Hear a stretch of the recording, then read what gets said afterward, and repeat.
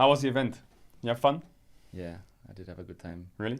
I honestly do not understand how you managed to cook this together, but the fact that I got to do this, not only with you guys, but together with T1, Yeah. was like a extra memory of an already memorable year. Yeah. It felt hard to top whatever happened at Worlds, Yeah. but then somehow we did it. How were the boys on stage? Were they nervous? Actually, most of them were quite nervous, yeah. I think Tim was probably the one with the best exposure. What am I saying? Composure? Composure. That's Yeah. the word, yeah. But that's also understandable because he has a long career behind him. And Crowny was good as well. I think Velia struggled a little bit in the early game and then he got into it after a while. Mm. And Bowsy really struggled in the early game. Yeah. But then he also got into it after a while. And that's, like normal. I think when I was playing my first game as well, I wasn't feeling at my best from the get-go. It took a while. So I think it went the way it should have went. Does that make sense? Yeah. Like it wouldn't have been normal if everyone was on fire from the first second. Yeah. I think it was normal for the two rookies, so to speak, in Simon and Velko to be like more nervous in the beginning and get into it after a while. Yeah. So good on us for being able to lead, like the more experienced guys, being able to keep the composure, not exposure, composure. Yeah, and lead a little bit. Yeah. Bao said he was super nervous. Yeah. He said, because we're going to get the voice comms of the game, but Bao said he was quiet the whole time. Yeah, it was very quiet. I mean, he's normally quiet, but this time more so than usual. For example, when he solo boloed Faker, as far as I can remember, he wasn't the one like screaming it, which I expected. He just killed him and didn't say anything. It was like the rest of us, like solo bolo. And when he did the bow special, I don't think he said something either. It was like either me or someone else who said like bow special. And normally he would be the one to like make it happen, so yeah, I hope he can grow into it. He'll get more confidence. Everyone said you're the MVP on your Janna. Thank you. People were saying your It Janna was a good call for the Janna, I think. The Janna was goated. Yeah, we were discussing a bit before the game if it was worth to go for. And we kind of came to the conclusion that if I have to blind pick, which I did, and they have a try-hard comp, then it is better to not go for it because Janna blind is crazy. Mm. But with them picking troll champs, I felt like there's going to be a lot of mistakes in this game. And I play my champion almost to perfection. So if I just like wait, I'm going to carry. That's how I felt, at least before the game started. And that's kind of what happened as well. We had a tough early laning phase. And then they did some mistakes. We got a few kills. And all of a sudden I have 25 major stacks. And then it's just over. I mean, we have... Chat, we have like a videographer who filmed behind the scenes when we were talking about draft and stuff. And I think there was a moment where he said, I'm going to go second item mid-eyes no matter what. So and I did. Yeah, you did. And I will. And you will. And you did. How was it playing with T1 boys? Did you understand them when you were speaking Korean and stuff? Yeah, the thing is, I kind of understand everything they say. It's harder for me to speak back. So I do like half Korean, half English when I speak back. But they also speak a little bit of English. So if I cannot properly... put together what I want to say in Korean, I can use some English words and they understand.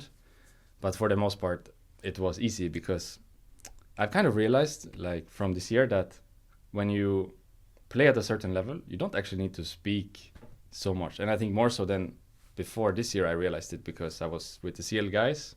And after a while, for example, me and Smashy never had to say anything to the guy. He knew exactly what I wanted. I knew exactly what he wanted. So it was just the timings, For example, yesterday when I played with Guma in the last game against Casey, they made a mistake level 1. They really trolled level 1. I thought we were in a bad spot because I had to start W from Silas and wrapping around. Yeah. Normally in this matchup you want to start Q. But then Rel used a really bad W and we got Caitlyn's flash. And I asked Guma, do you want to go now or wait a little bit? And I can make these words in Korean, no problem. And he said, like, wait a little bit. So it's more about small words than anything else. I don't have to explain to him, I want to flash W. He already understands that. Just waiting for the right timing when he has 2 bullets instead of 4. And his Q is up and he's in the right position. So I thought the communication was actually easy. I was surprised with how easy it was. I was kind of worried coming into the event that my Korean would take a fall after Worlds and not being exposed. Yeah. This time I said it right. Exposed. Yeah. Exposed, yeah. Yeah. To Korean language around me all the time. But actually, the break kind of did me well. I felt quite good with my Korean this weekend. So I guess League is like its own language, right? Yeah. I think if you're as AD main and you like get Caitlyn's flash level 1, you already want your support to be looking for a flash W. So you already kind of know what the play is. I don't think we had to speak about it. We both saw the play. Yeah. And since I play Jin like 10,000 games. I know also when the timing is right for him. So I waited for his 2 bullets. And then when he has 2 bullets, I know I can just go because he will do auto, Q auto, and then that's it. Yeah, one shot. But if he has 4 bullets, it will be harder to get the finishing blow. So I kind of had to wait for 2 or 1 bullet before I go. Who was shot calling? Like in the mid game, was it like Faker or like Owner or were you? So it was kind of a mix of everyone, I would say. Even Doran was speaking quite a bit. I wasn't used to his voice. Oh, like, I see. How he was speaking. But You're unfamiliar. Unfamiliar, yeah. But he was actually speaking quite a bit, so a mix of everyone, I would say. But the comms were very uncluttered. Does that make sense? Like everyone's speaking, but no one is like overtaking. Short sentences? Yeah. No one's overtaking and no one is shouting, so it's very chill. Even when we lost fights, it's just like the next play. So, for example, I think we died, like 3 of us on mid. Let's go for the grubs. There's no like discussion or heated argument of any kind. It's just let's go for the grubs. We lost the fight. Yeah. Go for the next play. Easy.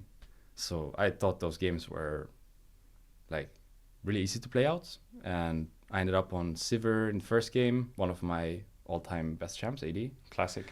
And Rakan, I think, is one of my best melee supports, and I ended up actually having a good matchup, even though I blind picked. So I was really comfortable playing, honestly, and I was not too surprised that it went well, but really happy that in some way, like, I won all of my games. They didn't do so well without me, and then I come in and I save the day. Yeah, you were nervous. Of course, it's not like this, but it definitely helped compared to, let's say, a situation where they win all of their games without me, and then I come in and I lose my games. Yeah.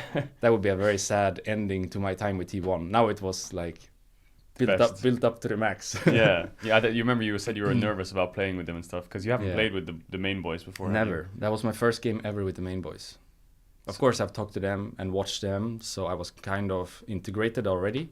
It was easy to plug and play, but I've never touched the game together with them, so that was the first time. Yeah, first and last. They went from 3 world champs to 4. That's all I'm saying. When you subbed in, the games were good. You're the only player with 3 wins yesterday. Yeah, topping the ranks. You're topping the ranks. Yeah. Did you have fun then?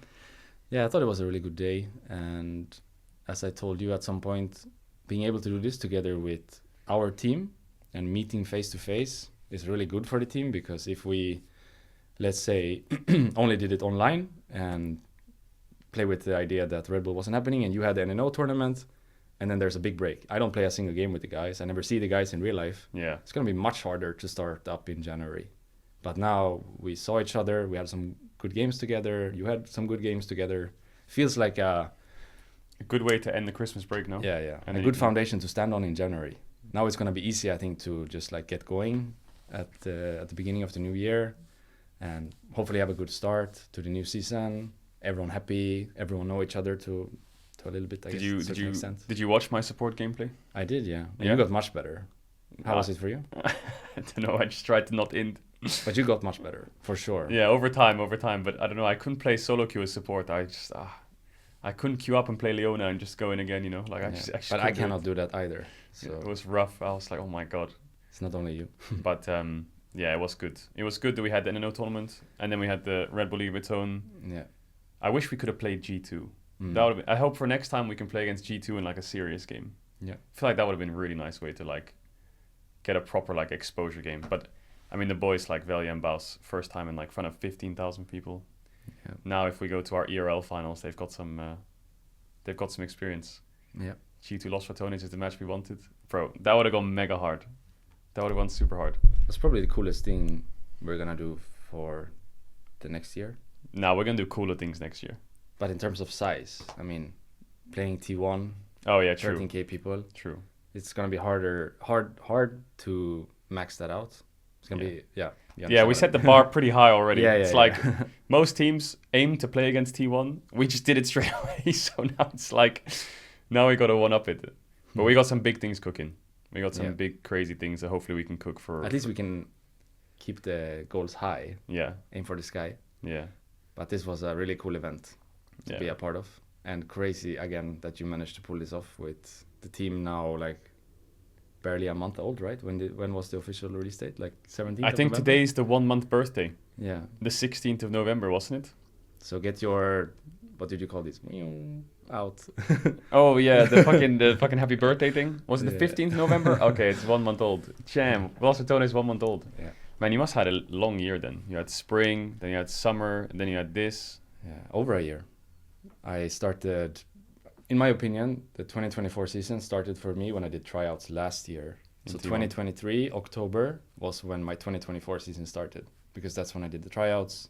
And from tryouts, I was basically like in Korea doing everything together with the team. So it's been over a year actually for this year. Yeah. This year's season, if that makes sense. Yeah. So it's been a really long year, and I'm happy that I managed to end it on such a high note.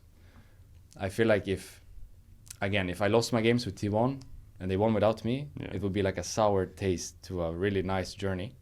But now, it wasn't like I had anything to prove to anyone anyway. I knew I would be fine going into the next year anyway. I didn't have to prove anything. Yeah. But it was still nice to get that moment where I get to play with the main guys. I have a good support game, a good AD game, show to everyone that I still got it, even if I know myself. Bro, I you got popped it. off. It's still, You didn't just have it, you popped off. You Yeah. fucking carried mega hard. Yeah. As much as you think that maybe some people were like, you still need to prove something, I think you silenced a lot of people with those games. Yeah. Like you were like such an insane consistent factor. The Rakan game was just insane. I was surprised too. When I was doing the moves, I was surprised. You were going to play Kennen, weren't you, in the AD game? Just for So fun? my original plan was Janna against T1, Kennen against G2, It would've been and I wanted to go for a Senna lane in game 3, but I realized everyone was kind of picking real champions. Maybe not S tier, but A tier or B tier champions, and Kennen AD would be like a D tier champion maybe. So I thought, sure, I can play it, and I'm probably gonna do decent. Yeah. But if I make a mistake early, let's say I die, which I did with the Sivir, I have no way of coming back into the game. Yeah, that champ sucks. Yeah, the champ just sucks. So I figured that if I go for Sivir, who is maybe a B tier champion, at least I have some leeway if things don't go my way. And kind of the same idea with Rakan in the last game. I wanted to play Senna with Guma because I know he and Keria They love Senna. played a lot of Senna lanes, so he could have gone for, we were talking before the game, he could have gone for Naila, Yasuo, Shogat, Lee Sin, Wukong. We had many options. So we were actually kind of set on doing the Senna. But then they locked in Caitlyn, and I told Guma, Maybe not. Senna Anio? And he was like, no, Anio. What does that mean? No Senna? Yeah, no Senna. Because it's just too hard of a lane if they go for a range support. Yeah. And Kalista, Renata, also too hard of a lane, I think, versus a range support. Renata has no purpose there. Yeah, if you're blue side, it's hard. So we kind of came to the conclusion, which I fully support because I played it myself, that Jhin or Varus is the correct pick there. And I just go down. And if they really want to last pick support, which they did, I just ban and pick something and take like a little bit bad matchup instead of a very bad matchup. Yeah. You understand what I mean? Yeah, the Rakan blind was really good. Like, let's say so we first picked Ambessa, and we did Jhin, and then we did Ahri. But let's say we did Ambessa, Jhin, Rakan. Then they so easily do Caitlyn Lux. Yeah. And No bans to cover you. yeah, no bans to cover me. But if I go down, then it starts becoming this game of, if I start banning Rakan counters, like Lux in this case, do they pick the Rakan and give me the counter? Or do they give me the Rakan anyways with a ban? And in this case, they actually gave it to me with a ban. I was worried for the Poppy. T1 guy said it was fine. I was really like asking them, Poppy problem? No. Yeah, Lee Sin, Ahri, Rakan against Poppy would have been rough. Yeah, but they said no problem. So I thought, yeah, sure. Anyway, in my opinion, Caitlyn should have a strong support. I don't see how you played otherwise. We had 2 Caitlyns yesterday. Once with Bard and once with Rel. Caitlyn's lost every game. Yeah, but it has to be played with a strong support. Yeah. You have to play it with Nico or Lux or Karma. You cannot play it with a farming support because Caitlyn needs the tempo of the game to be very fast. Hitting tower, maybe getting a kill or 2 in the early game. Good first base. Yeah. When you're playing with Rel, you're not going to get a good first base. Yeah. The base is going to be at like 3 or 4th wave. Yeah. So I thought it's funny how you said Poppy problem. Poppy problem is such a banger. Well, the crowd was super crazy for you though. The crowd was Yeah. going nuts when you walked out. It was a Yeah. good feeling, I guess. that's a really good feeling. The crowd was such a big W across the tournament. I'm happy to see I still have loyal fans in Europe. Yeah. I wasn't sure how my trip to Korea would affect my like connection to the community in Europe. Of course, I always thought one day I will come back I'm not sure when, but at some point I will come back. But it's Yeah. hard to tell how much of a connection you will lose because I wasn't streaming anything, not really doing any interviews. So the people watching me are like either the really loyal fans that are watching through you or actually by themselves finding the stream, or there's no connection. That's it. So I was really surprised when I still had that like fan reception that I had yesterday. Yeah. It's cool. Bro, the crowd loved it. Yeah, thank you for making that happen. Bro, the European fans are all here for you, man. Yeah. The whole crowd was a W to everyone. Like when Baus had the baguette, even when like Velia came out, everyone was just screaming. And when Baus locked in Sion, the arena went absolutely nuts. That's a good call. I think when you locked in Janna, they went really loud as well. I'm happy we managed to show our flair. I think it was a good opportunity to like show who we are as a team, who we are as players, who you are as a coach. Look at this guy. He says, I sub to your channel on Twitch every month still. Then I will see you tomorrow. Yeah, Rekkles is going to do a stream tomorrow, Tuesday. Yeah. He's going to be live. I was thinking of doing a T1 style stream. So I saw the players after Worlds, they put on their stream. They didn't actually play. They just watched through the games and talked about all of their experiences. And I thought I could do something similar tomorrow. Of course I want to play, but I like what they do over there. They really like go through all the stuff and They review the talk, games. Yeah, talk about the games. They do like a debrief. Maybe some fun story or something on the side. Yeah. It's cool. How was Worlds with T1? When did they ask you? They asked you, were you like, what the fuck? So they asked me like a month before they qualified. So I knew for a while that if they qualify, I will go. And then it ended up being really close to not qualify. And my season was basically over by the point they qualified. Yeah. So I was kind of begging for it to like, please make it. Yeah. Because it's sad if they don't make it, my season is over and that's the goodbye. That's such a sad way to end the time together. And then they made it and the expectations were relatively low, but I just thought to myself the entire time, I'm here with T1. The expectations are never low. It's T1. Like we're going into this tournament to win. And you saw it right away. I noticed it in the first game.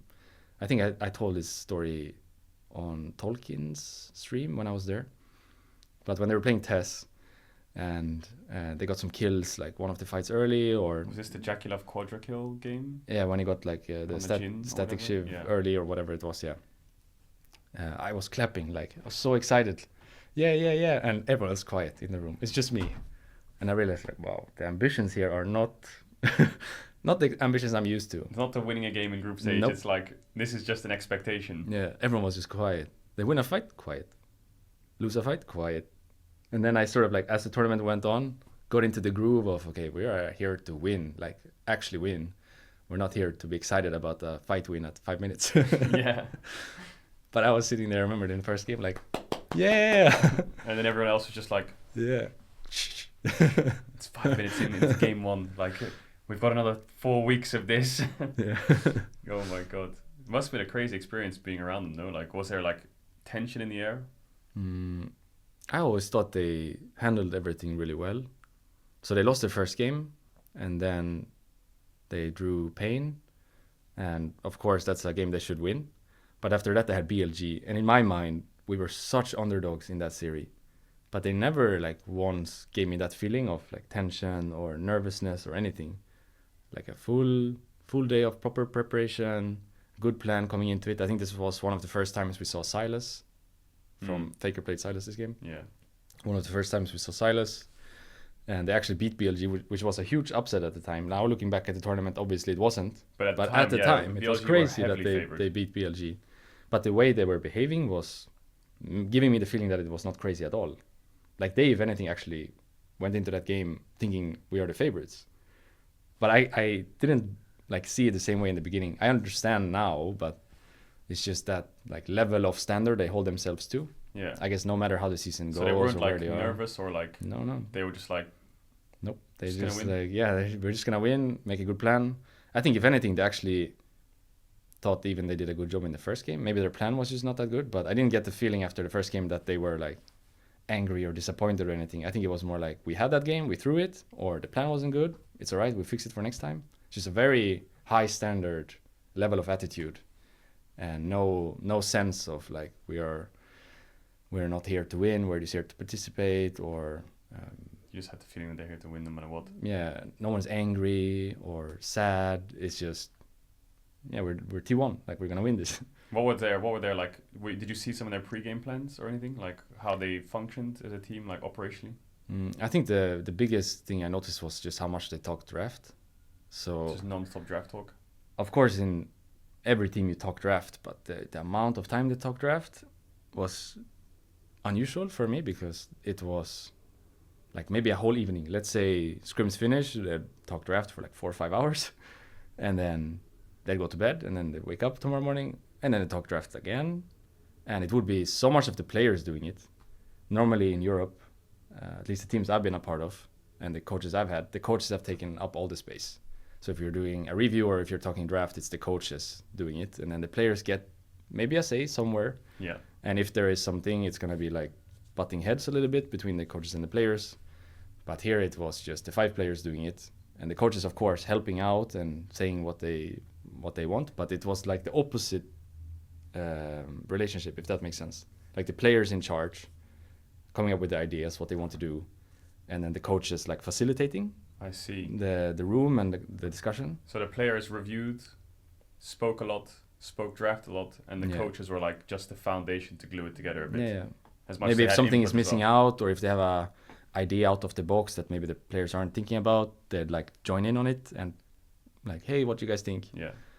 But it wasn't them leading the room. It was the players leading the room I always. see. So it was less of, it's almost like you're in school and you have a teacher. Yeah. And instead of the teacher like telling you, it was more like a group discussion. Yeah. And everyone had like a chime in and everyone was just talking and opinions flying everywhere. And you're maybe just if it got quiet for a while, the teacher would say, hey guys, what do you think about this? Like that. Chad, stop saying I'm fired. Like, what is this? And that just carried on to the whole tournament. Like they just. Yeah. I was especially impressed with Carrier because I think he led a lot of the draft discussion and came up with a lot of the ideas of different picks they could go for, which makes sense if you think about it because Carrier is their X factor, right? He's the support player that doesn't play support. He's the support player that plays carrier style, which can be anything from a carry to an enchanter to some hook champ. Like its Pike was crazy at his Worlds, you know. No one else played it. It's just him. Yeah. So it makes sense that he was the leading factor because he's also the one that is cooking in the draft. So he's a chef. He's a little chef carrier. But if you think about your own experiences in a team, and if I think about my own experiences in a team, the fact that a support, so not the coach, a support player is doing this, basically a coach's job, is crazy. It's unheard of in Europe. So it's just really impressive to see him like take the charge of, let's cook up a Renata draft. No one plays Renata, or a Pike draft. No one plays Pike. And everyone's on board with that, you know. He's like the guy. That's interesting because I kind of saw that at Worlds 23 as well. I don't know if they can hear me. But I kind of saw that at Worlds 23 as well, where like you had a meta coming in for support specifically, and it was like engage support. It was like Nautilus, Leona, I think Rel, stuff like this, Rel Flex, jungle and shit like that. Yeah, and then he came into that tournament and started playing range supports, and everyone was like, is he going to get away with this? Like, because Carrier was never in the regular season like the best engaged support player. He was still top 2, top 3, but there was like people like On and Delight who were just mained it. Yeah. And their range supports are obviously going to be weaker than Carrier's. But Carrier just played his strength.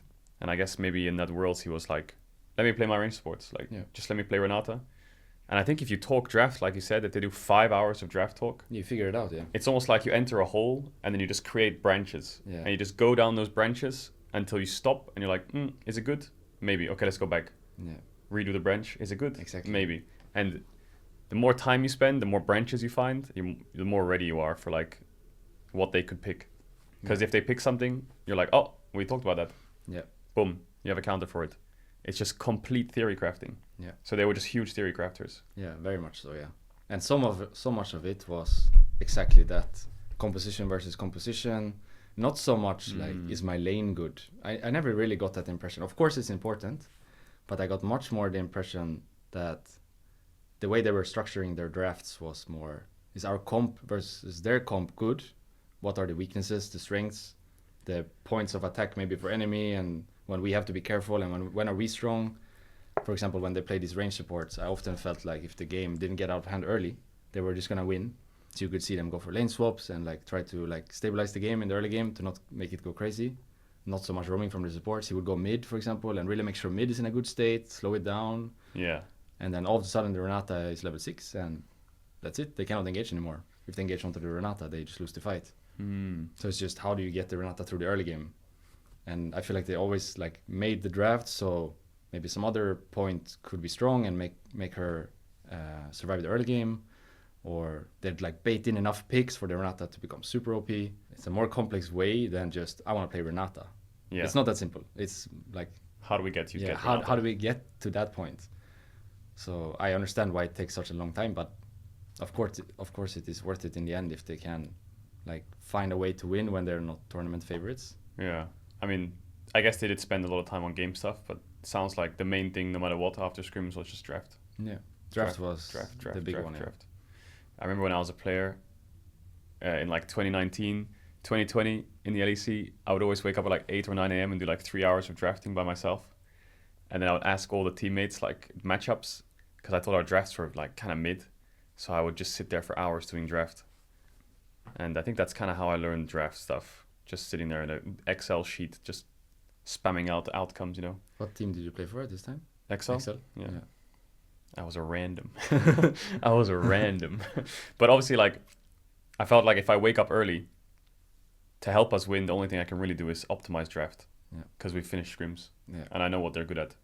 I can try and play my best, but is there more than I can do than just play good? So I thought draft would be the best way to do that. So I try my best to like optimize as much draft as possible. And I think that's how I got the ropes of drafting kind of. I think especially if you want to go out of the ordinary in draft, it is really important you speak about it. If you're just following the meta and you trade champs, like doesn't matter what side you are, you just trade them. It's not as important. Then it's maybe more important stuff in game. But if your whole idea is like we're gonna make something spicy 4-5, then of course you need to discuss it for a very long time. Yeah. Basically, to sum it up, it was really impressive to see how much the players did. Yeah. I think that's the big one for me. Because when you think about it, once you leave stage, coaches go, it's just 5 players, right? So the players need to be comfortable. There's no other way around it. You're not going to win a championship if the players don't believe in what you're doing and see the picture. I understand why they're number one. The players do a lot, and then the results follow because they're the ones playing the game. But it was unusual to see players do so much. So if there's anything you guys should take away, it's just T1 players are like crazy hardworking. And not just playing the game, but thinking about the game, watching the game, talking about the game, everything. They just live and breathe it, right? Yeah. Which I had in my team too. I think that's maybe just a Korean thing or an Eastern thing, that there's nothing else. You have to like do that extra work, which it is in the end, right? No one is forcing you to like sit up and talk draft all night. Yeah. But to do that, it's really, really cool. So you're saying when Baus says Jin top is good, we should just be open-minded? I mean, if he has an idea how to like make it happen, you know, if it's, I want to play Jin in this matchup and that's it, I don't think that does it for me. Yeah. And I wouldn't say that's how T1 did it. No, yeah. But if he has like a bigger plan how to make the Jin top happen, he can give it a try. His Jin top's kind of nasty, I'm not going to lie. He's actually I have sadly been on the receiving end, so I know. You've been on the receiving end of it? You played against it? I have seen it in solo rank. Oh my god. I was there. Some of the chat was like, "What if you play Senna and Baus plays Sion bot with you, and then Crowny goes like Vayne top or some shit or Zeri top?" Yeah, we could do it. It's like a nice little strat we could do. You could do that. Remember the E Senna W combo? Yeah, can still do it. Absolute classic. So still possible. You were a group stage of T1, then you went to quarters. Was the stress ramping up around you? You think? I actually felt like the longer the tournament went, the more sure I got that we were probably gonna win this. What point were you like, fuck, actually, we might actually just win this? After Gen G. Oh, yeah. Before Gen G, it was scary, of course, because they hadn't beat Gen G for a really long time. Yeah. And even though Gen G struggled in quarters, it's still 1 week between quarters and semis. So anything can happen during that time. But after Gen G, I was like 95% sure we're going to win this. I was actually surprised the finals was 5 games. Really? And actually, on the day, I was also surprised we won because those games were tough. Like the 2 first ones, Guma died level 1. Yeah, same strat, same place. Yeah. So I was actually surprised we won on the day of the finals. But leading up to the finals, I was like 95% sure we're going to win. I thought Gen G T1 was the finals. Now, today, I'm not sure. What do you think? Was it the finals? Gen G I mean, T1? BLG T1 was crazy. Like, it was a crazy series, yeah. But I think like the mental block, I think, against Gen G is like, I can imagine there was a mental block. Like, you didn't beat them for so long, maybe you're convinced that this is just going to be cooked. Yeah. whereas they probably have less of a mental block versus BLG, and that's actually way bigger of a deal than most people might think. Yeah. If you go up against a team that's just clapped you for 2 years straight, you're just like, Yeah. it's actually quite difficult to get over that, I think. But So I guess T1 won the first game, right, against Gen.G and lost the second. Am I mistaken? I don't remember actually. Did they win the first game, Chad? It was 1-0, 1-1, 2-1, 3-1, I think. But was it like the BLG series in the group stage where they just came in thinking, yeah, we're gonna win? In the finals, you mean? And they're in the semis. I think in the semis, everyone. That was maybe the only day where I felt like there was some nerves in the room. Yeah. But the first win really did a lot. I think if I remember correctly, I told Becker as well, like if we win the first game today, we probably win this series. But if we lose the first game today, it's going to be tough. Because as you say, that mental block is there. It's bothering you, whether you like it or not. So let's say you lose the first game and you get smashed. Then I think that just takes over. Yeah. And it's going to be a tough series. But if you win, and all of a sudden that goes away and you're like, wait, we can actually win this, then it's much easier to play it out, regardless of how the second game goes. I think just getting that first game was so important. Getting that hope. But before the first game, I felt like there were some nerves, yeah. What was the first... Remember how you said in the group stage, everyone was just like, you win a game or a fight, no one says like cheers. Yeah. When was like the first cheer? Was there like a moment in the room where you're like, oh shit, okay. Maybe the Akali play. The Akali play? Do you remember? Faker Akali play? Was that the one where they like had like 30 kills and all of T1 was mega fed? Was that game 3 in that series, maybe? Or was that game 1? That's game 3, Game 3, I think. That was game 3, right? Oh, Akali Jax game 3, yeah. I think that was the first time it got like a little bit out of hand, you know. You could feel the emotions coming out. Yeah. So game 3, the coaches started like sitting up a bit and being like, "Oh." I was probably mostly me, but I could feel everyone like cheering a little bit for that play. You were carrying them. It was a big play. It was the Grub fight, I think, in the third game. Yeah, where he killed Jax. Yeah, and then he dove them on the fountain as well. Yeah, that game. Yeah, exactly. That was a good dive.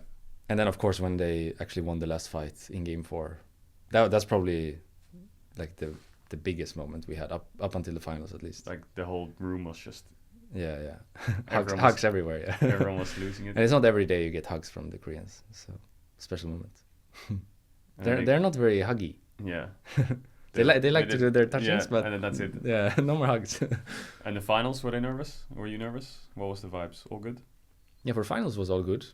But then once the game started and every game was tough in the beginning, I thought there's no way we were going to make it today.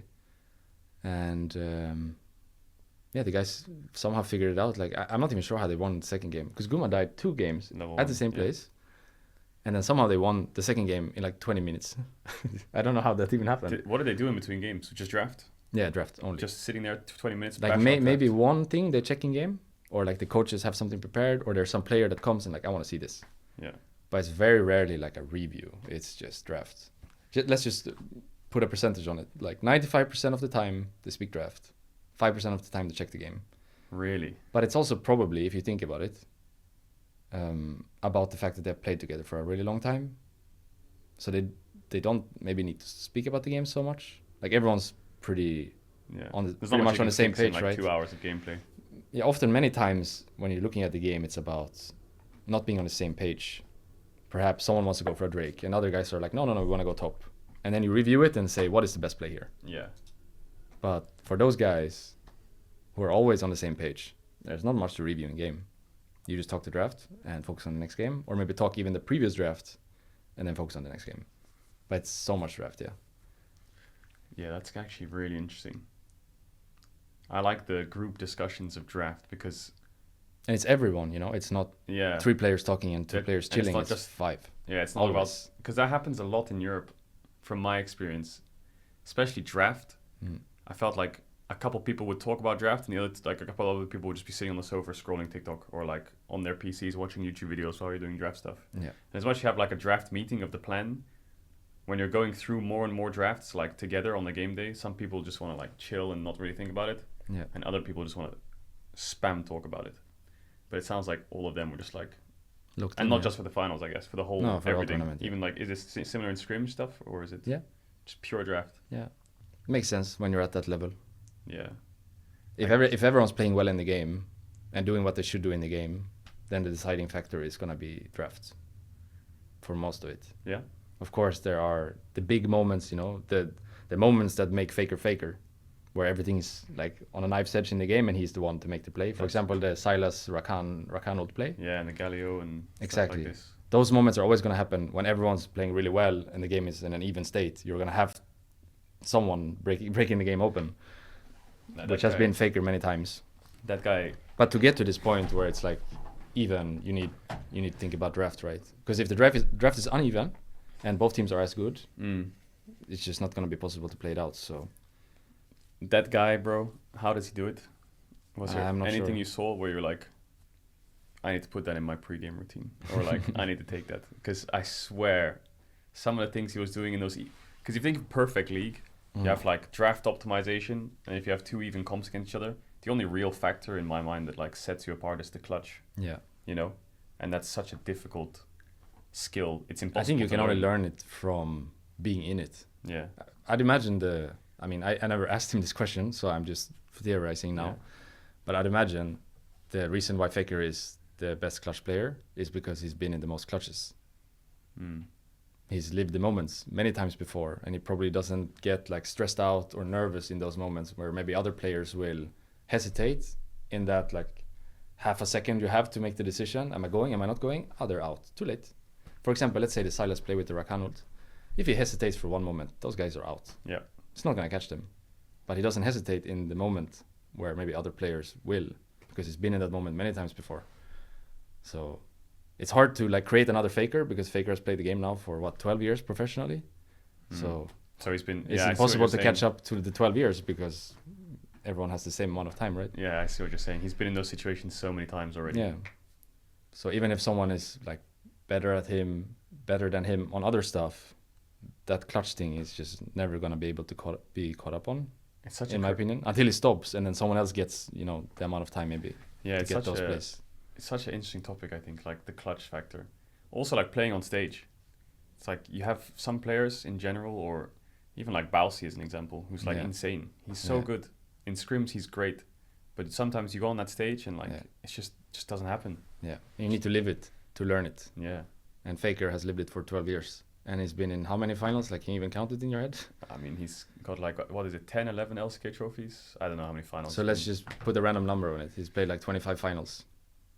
There's no one else that have played 25 finals, and there's probably not going to be a person that has played 25 finals for a long time. So he's the guy. He's the clutch guy. He's been in 9 Worlds finals. No, that can't be right, chat. Okay, 7 Worlds finals. He's been in half of all Worlds finals. Yeah. But let's say that's 7 for Worlds, and how many LCK titles did you say? I think he has 10. And then they probably lost a few. I think they lost a lot of finals. And then you put the MSI on top of that. Yeah. And other tournaments that we are not even thinking about. Yeah. 20 to 25 finals easily. Hard to make another one of those guys who have lived 25 finals. Yeah, it's true actually. He's just one of a kind, and that's it. I guess you just get into a flow state. That's crazy. His comfort zone is probably the uncomfort zone for other people. Yeah. If that makes sense. It's impossible to like gauge in your head 25 different finals. Yeah. Was there... So it was an amazing experience, I guess, being with T1. Yeah, from start to finish. I mean, the year in itself... So we spoke after spring. And of course, spring was 9th place and a lot of new stuff happening. We already spoke about it, so I don't think we have to speak about it again. And summer was much better, but you know, Worlds is like another thing. Yeah. CL was cool. I loved living in Korea and doing all the stuff that had anything to do with my CL team and working with Smashy and all that. You liked Smashy? You loved working with Smashy? Yeah. I kind of wish in some way we could keep going together. Yeah. Because I think we had a really good partnership. But I didn't really see my life in Korea next year. And he saw his life in Korea next year. So you had to... This had to be the end. The breakup. Yeah, the boys. But that was really cool, you know, all of that. But then you come to Worlds and you're with the big boys. Yeah. And you're like seeing this all live. Cannot really be compared, right? It's like for me, it's almost like 2 different parts of the year. You had the Korea time with LCKCL, and then you had Worlds. Yeah. It's like 2 different parts of the year. You cannot tie them together in any way. I will say, though, that during my time in Korea, I did see all the guys, main team guys, from time to time, you know, in the cafeteria or in the corridors. So when I did come to Worlds, it was much easier to be there than if I, let's say, didn't spend any time in Korea. Let's just play with the idea that I randomly showed up for Worlds Yeah. and I never met them before. Yeah, it would be super awkward. It would be weird. Yeah. But I kind of knew them from before, so it was easy to just like, hey guys, Yeah. if there's anything I can do to help, let me know. And then I'm in. I remember when they came into the hotel lobby when we first got there, and you just like hugged all of them and was like, yo. Yeah. It was so wholesome. They're my homies. And it's not often you get hugs. I will tell you that. So when you get a hug, you have to like really enjoy it. And I got a bunch of hugs now, so happy. Close friends now. I'm not sure if I would call Well, not it close friends, but like, well, you friends know, at least. Friends, and that's more than I thought coming into this year. I mean, coming into this year, I thought I would be a SEAL player, and that's it. The World's opportunity showed itself in August. So I played up until August unaware of this opportunity, right? Yeah. And I thought the CL in itself would have been a great experience. I didn't need the Worlds for this year to be a good year. But of course, when then Worlds comes around and we have that amazing experience, and then we come to the Red Bull event and I'm homies with the guys, that's just like sprinkling on the top of the cake, you know? Yeah, it was a good ending to the year. Yeah. You played chess against Faker, didn't you? Did he stomp you or? So in the beginning, I felt like I was better. Yeah. But that guy is like a supercomputer, like an AI. He was scared. So I show him my moves, and then he like, I got all of them now. And then he starts like challenging all of my moves and improving. It was crazy. Wait, how many games did you play? This one? No, we played a few. And we played a bunch on our phones. For example, we went out to Kimchi Princess, the Korean barbecue in Berlin one time. Everyone's eating and like talking face to face, talking like this. I'm sitting here and Faker's sitting here, and we're on our phones playing chess during the dinner.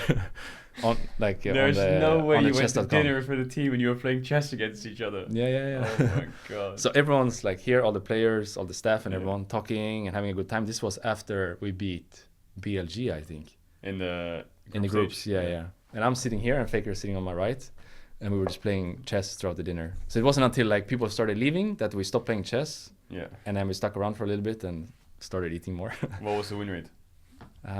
In the beginning I was winning, and in the end he was winning, so I would say like 50. Towards the end maybe 50-50. I think actually he beat me more than I beat him towards the end, because he just became so good so fast, like a supercomputer. He just learned it. He just put in the commands and then he got it. Oh, fuck, bro.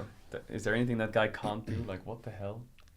But he just seems like he really likes these things, you know, Yeah. to get good at something and to like nerd himself in something. How was the people ask how was the T1 chef?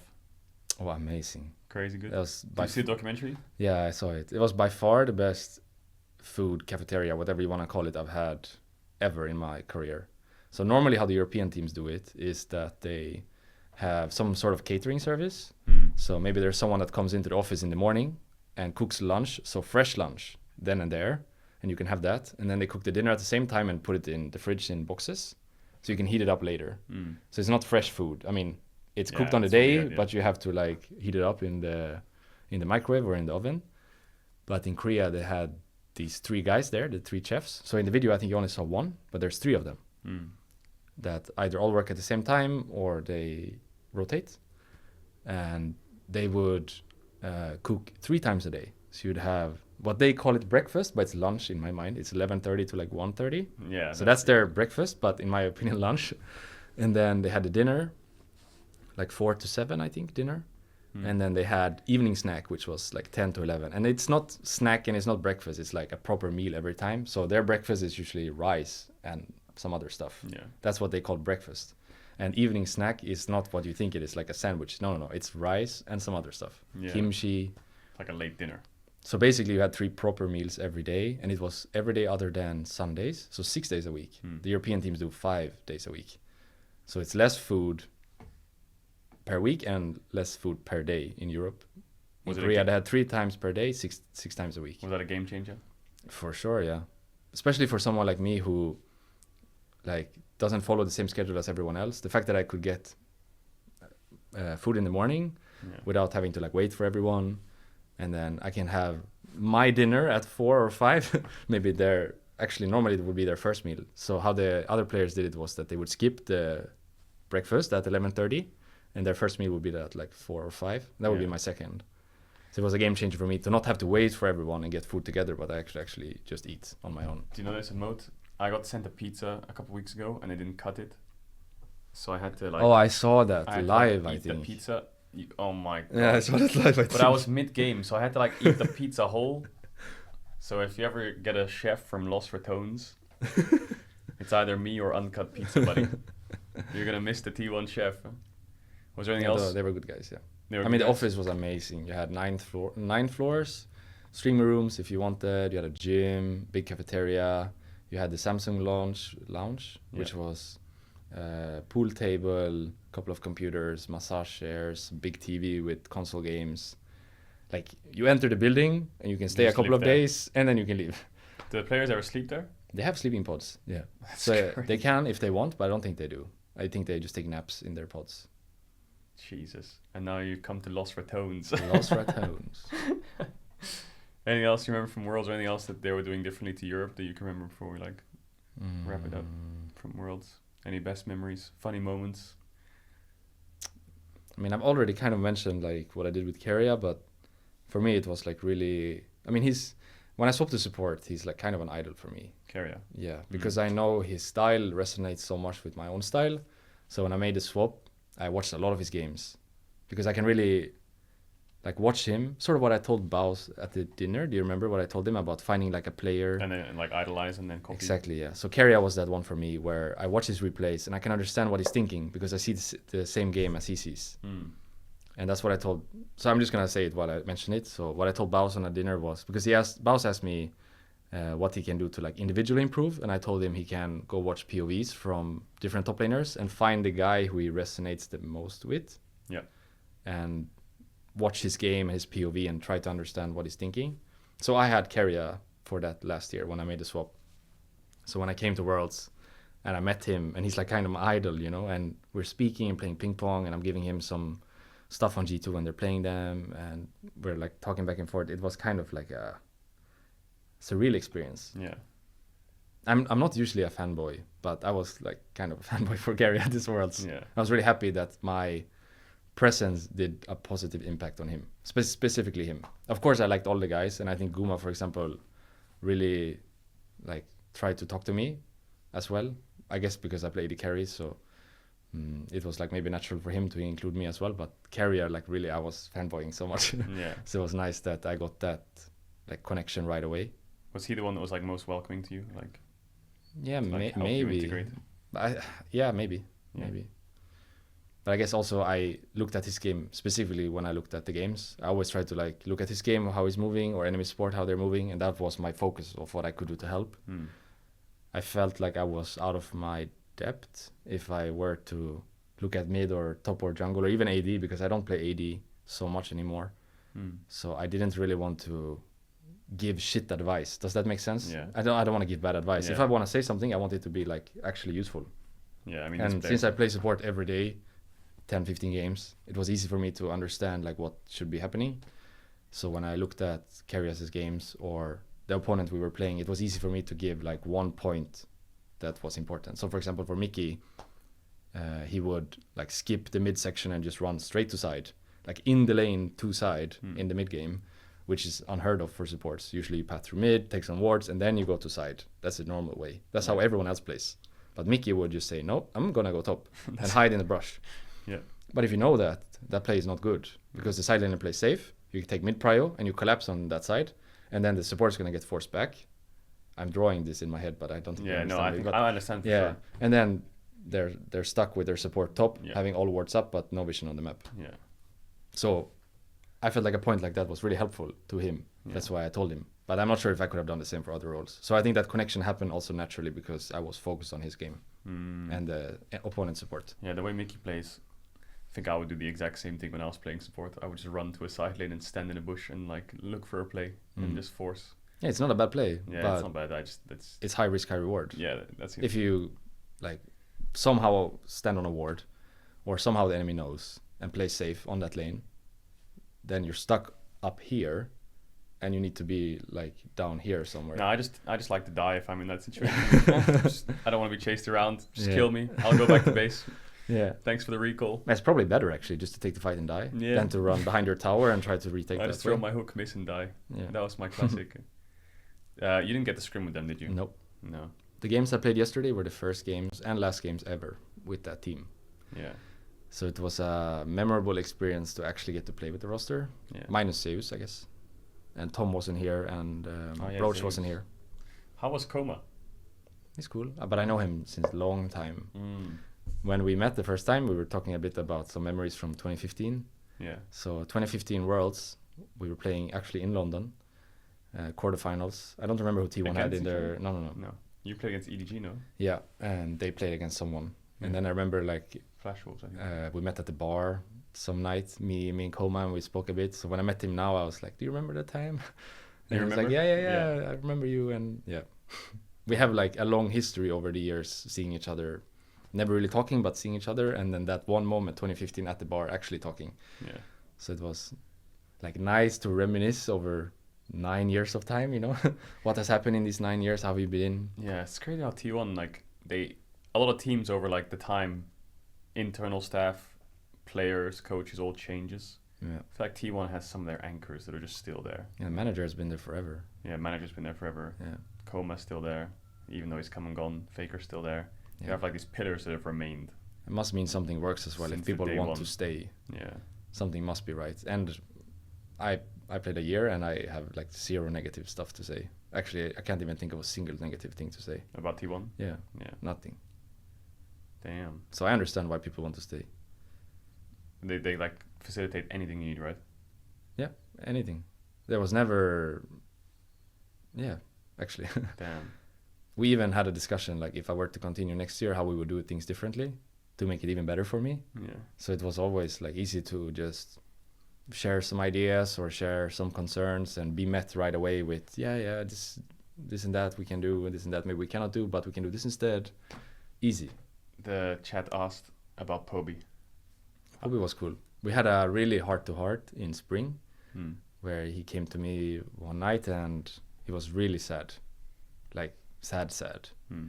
I was at the apartment already, so we were sharing apartment, and I was there already. I think I was on the phone with my mom or something. I always went, like if I were to speak to my family, I always went back to the apartment because there was private space. Yeah. And I would call home and it's like minus 7 hours, so 11 p.m. for me after scrims would be like Midday for them. midday. So I was on the phone with my mom, and then he came back and he was really sad because scrims didn't go that well, and he asked for some advice, like what he could do better. And it was just, I told him like it was just really crazy to see this 17-year-old guy care so much about scrims. Yeah.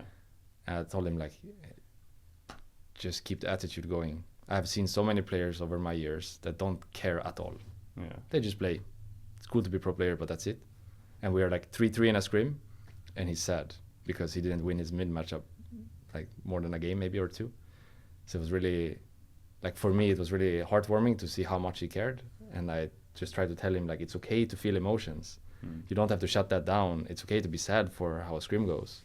Because I think he was worried that he was like being too frustrated or too sad and creating issues in the team. I was just telling him like, let it out. It's okay. If you even like pause a game, let's say we're playing, and he's pausing a game, he says, sorry guys, I'm doing such a bad job mid. Of course, he would not say these words exactly, but you understand what I mean. Yeah, he's struggling. Like air it out. It will be much better than holding it in and starting to think in your head, oh, am I a problem for my team?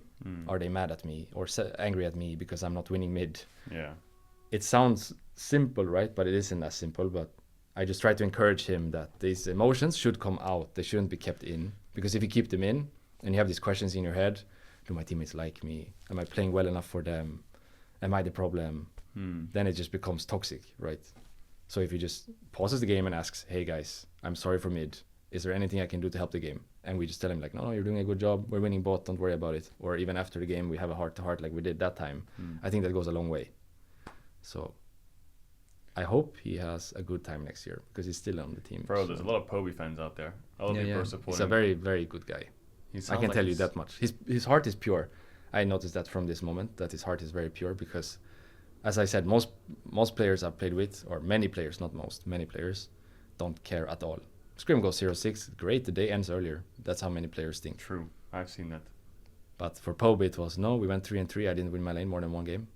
What do I do? Help me. And he came to me, which was nice also. That made me feel like I got some value, in the project. And I wasn't just there like on the outskirts, but I was actually in the team, and he came to me. It was nice. Oh, that's so wholesome. Yeah. Good So- old Povey. Good old Pope. Yeah, we were watching you all year. Everyone was a big Povey fan. Yeah, thank you for that. Povey. I think you did a big difference in my time in Korea, actually. Really? Yeah. I mean, just imagine it without you, right? I'm in Korea, and the only way to watch my games is either Africa TV on our online games Yeah. or Twitch on our offline, but that's like once a week.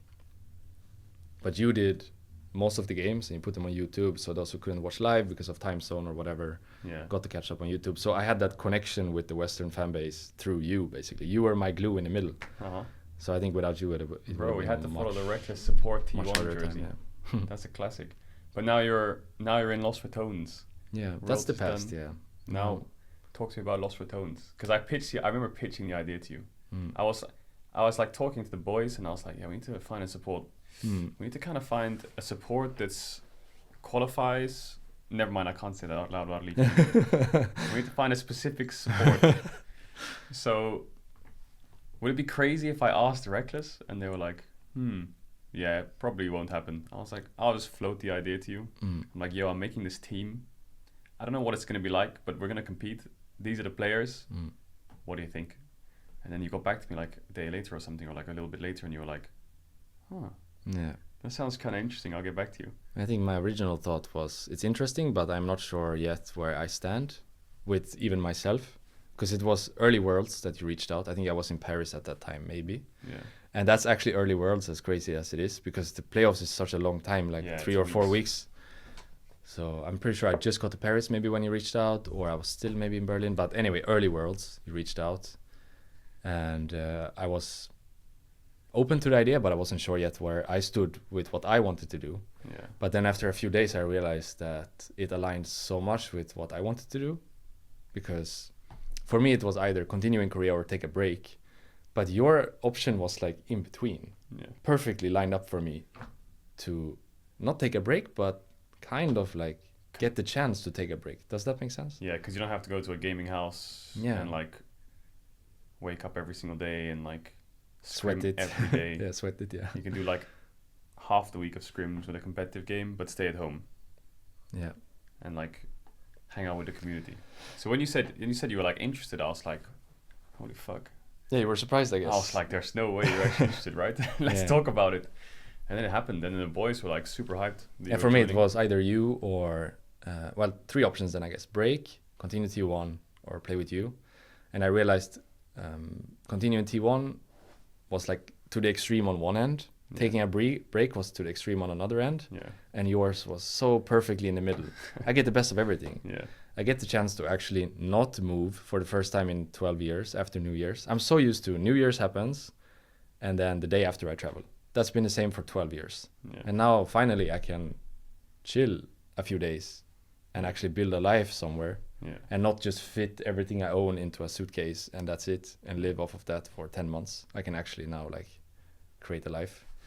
So yeah, it was a perfect best of everything option. Yeah. And it came like out of nowhere as well. I felt when you told me, and when I thought about it after, it was such a perfect timing. Because let's say you came with this last year, I wouldn't have said yes. There's no way. Yeah. Because it didn't fit where I was in my life. I was really hungry to like do something. Mm. And I think playing at home last year wouldn't have given me that. Yeah. And let's say you came next year, maybe then another opportunity would have been before, and I would have been in a different place. So it was like perfectly lined up with where I was in my life as well. Mm. Almost as if something greater is happening above us. Bro, we're gonna win a lot. So thank you for that. No, it was crazy. Like seeing you say yes, and then adding you to the group, and all the boys saying like, "Oh hell yeah!" We'll obviously be practicing and stuff. Like, I think it's just nice because I get it, because I'm in the exact same spot, because I lived in Berlin for like 7 years. Yeah. The reason I was there was to go cast, Yeah. and now I've moved to London, in England, and I'm like close to my family. Yeah. And I can like live here now without having to like travel. Actually, our timeline like- is the exact same. Or like be in a foreign country or whatever. Even though I had like a bit of a life there, which was good, and I had like a really happy life there. It's like more of like a settle down vibe. Yeah. And like full focus. Because you can still work just as much, if not even more, because you're healthier and feeling better. Yeah. but you actually get the chance to like breathe out properly, take a proper breath out for the first time, and think a little bit about where you are in your life and what you want to do, and create your like safe space. Like seeing this place and seeing you in this environment, I understand that this is like a great place for you My to little be. bubble. And we're in such a similar timeline because you closed the Berlin chapter now, Yeah. and I close my on the road chapter, which is basically Berlin, Korea, Paris, whatever I've done. And we're moving home. You're moving home. Like now is when it starts for you, and now is when it starts for me as well. So it's a really similar timeline, and I'm happy that we are sharing it. It's like that Doctor Strange. Doctor Strange. Yeah, one outcome, one thing. 1 in a million or whatever he says. So what are your goals for next year? What do you want to make happen? I think the biggest thing I want to do next year is just make sure I feel happy. And this has nothing to do with work. Like work with this team, I know I will be happy because I'm with a bunch of friends. So it will come naturally that I enjoy this process. Yeah. I think it was really obvious this weekend that this project is going to be fucking amazing. Sorry, Bro, I the shouldn't have weekend, said that, the but weekend was yeah. fucking great. It was fucking great. Everything that every single person wanted to happen happened. Yeah. So that was So it's so obvious to me that this is going to be an amazing experience together with you and all of the other guys. yeah. That's on its own, right? But I think the biggest thing for me is just life. How do I find joy in life, in the everyday, and not just working? Yeah. I think it starts with family. I've always been kind of close to my family. Yeah. But since I've lived abroad for 12 years, I've never been able to actually create a proper relationship.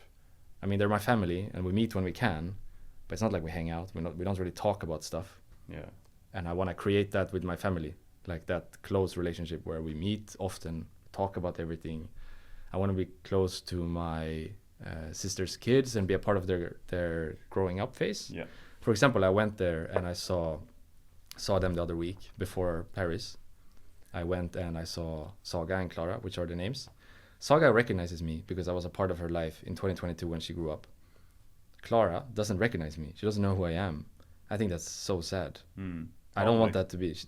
Clara is 1.5 and Saga is 2.5.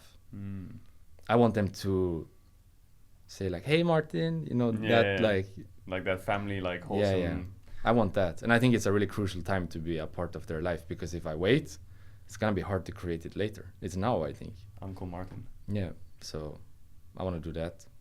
Close to my family, I think that's the like foundation I want to build. Just a close relationship Better to my family. strong relationships. And build from there, but just find some kind of happiness in life outside of work, and then have work be like not secondary because I will be doing it all day every day anyway, but I want to get to the point kind of where I work because I want to, and if it doesn't like align with a good opportunity or whatever, I don't need it. Do you understand what I mean? Does that make sense? Like, So let's just play with the idea. We do this for a few years, Yeah. and then whatever we go move to on. LEC. Yeah, I mean that would be great, right? But okay, let's play with the worst case scenario. We do this for a year, and then something happens, we're not doing it anymore.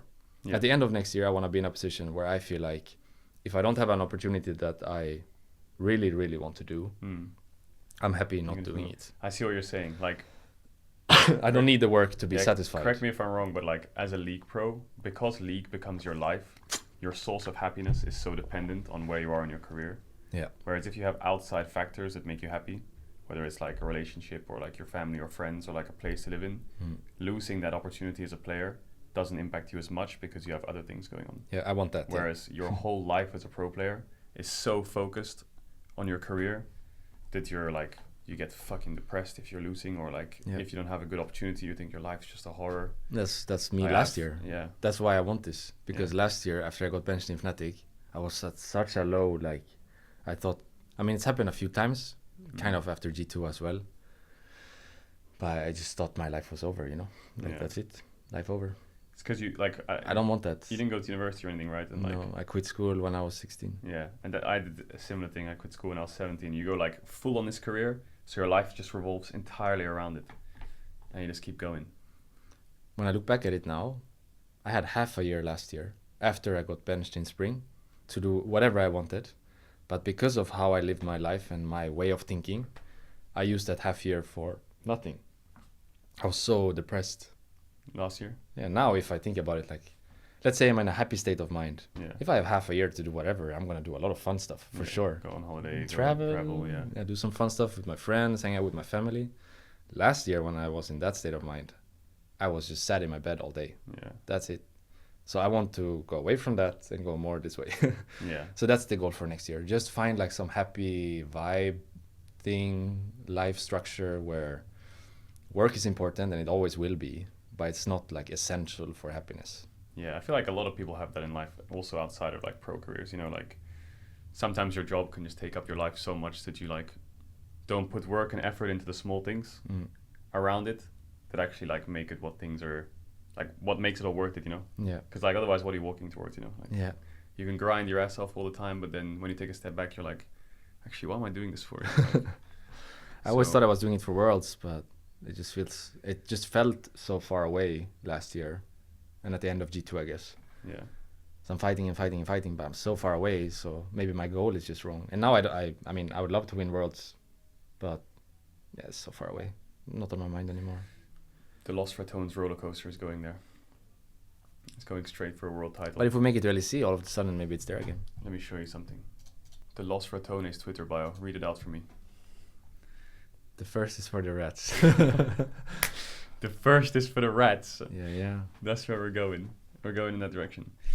That would be a cool thing to try to reach together.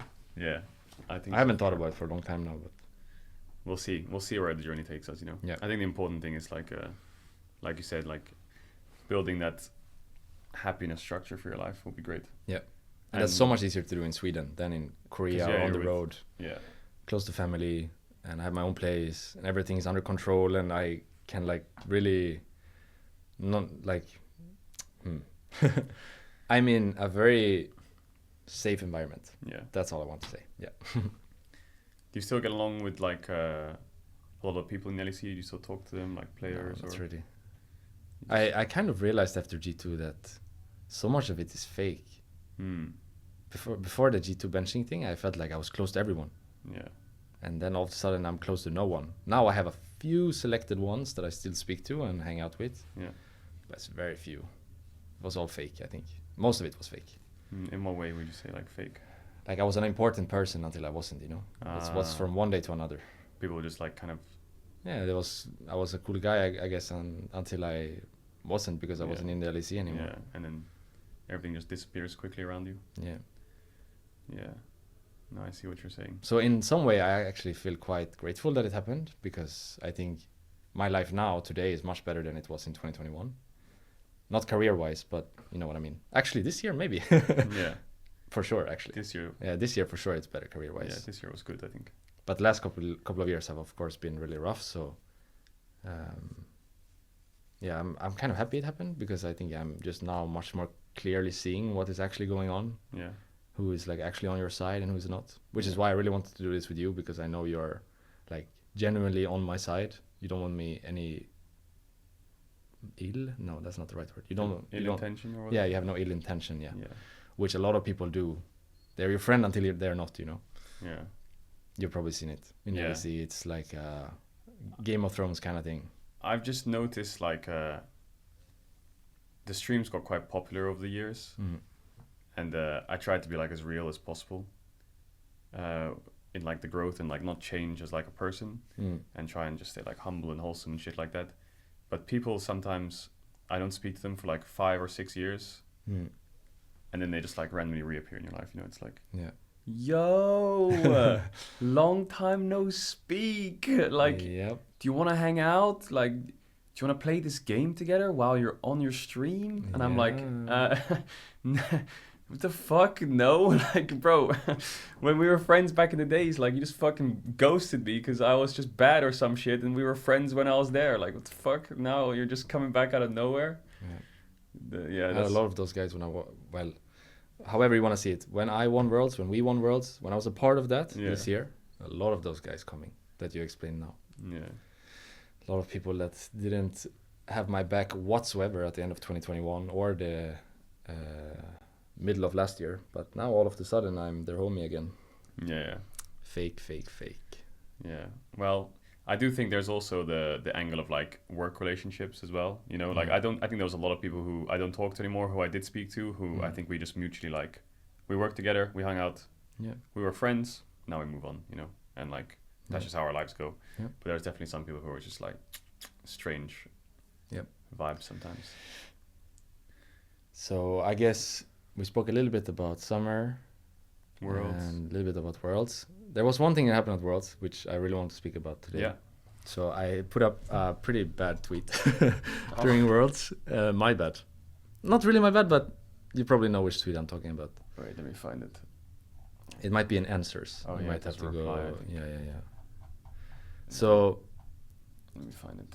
today, I do not regret it, but I think it was unnecessary. That is my feeling. I don't regret putting it out because nothing was a lie. So This one here. I'm happy that people know the truth. Do you want me to show it on stream, the tweet that you showed? Sure, yeah, you can. Do they see it right now? No, wait, hold up. Okay. Wait, I have Champions Q image. What am I doing? So I'm happy people know because I've always been the guy that doesn't say anything. I What think did you say? especially like at the end of 2021 when I got benched and Jankos was talking a bunch of shit. I feel like at that time and previous times I've always just been the quiet guy. I just sit it out because that's what I believe is the right thing to do. I do not believe in talking about stuff that happened in a private setting. Yeah. Private is private in my opinion. Yeah. But these kind of like big topics, I'm really happy people know because so much of it has been like wrongfully written over the years. I feel like I've gotten a lot of blame for stuff that has like... But I think that naturally happens in the sense that like people will say their side, Yeah. but you keep it private. Yeah. So your side's never really shared. That's why I think this is great because I should have done the same at the end of 2021 and just say my side and then let people choose whatever they want to believe, I guess. But yeah. I think it's just important to speak up at some point. And this was me doing that. But again, it was like kind of unnecessary because when I came here, not here, in Berlin with you after spring, I made like a deal. Make the yellow deal thing in chat, please. I made a deal with myself that this is going to be the last time I speak about the past. I came to Berlin to speak with you and I had this like idea in my mind that this is the last time I speak about stuff that has happened before today. I'm not going to do it again. So this was basically breaking that promise to myself, which is why I think it was unnecessary because I didn't need to do this. This didn't give me anything. I think a lot of people actually appreciated hearing it, but this should have been done when it happened. Does that make sense? Yeah. Like I did this 17th of October 2024. But this is from years ago. But this is like 2021, 2022, and 2023 stuff.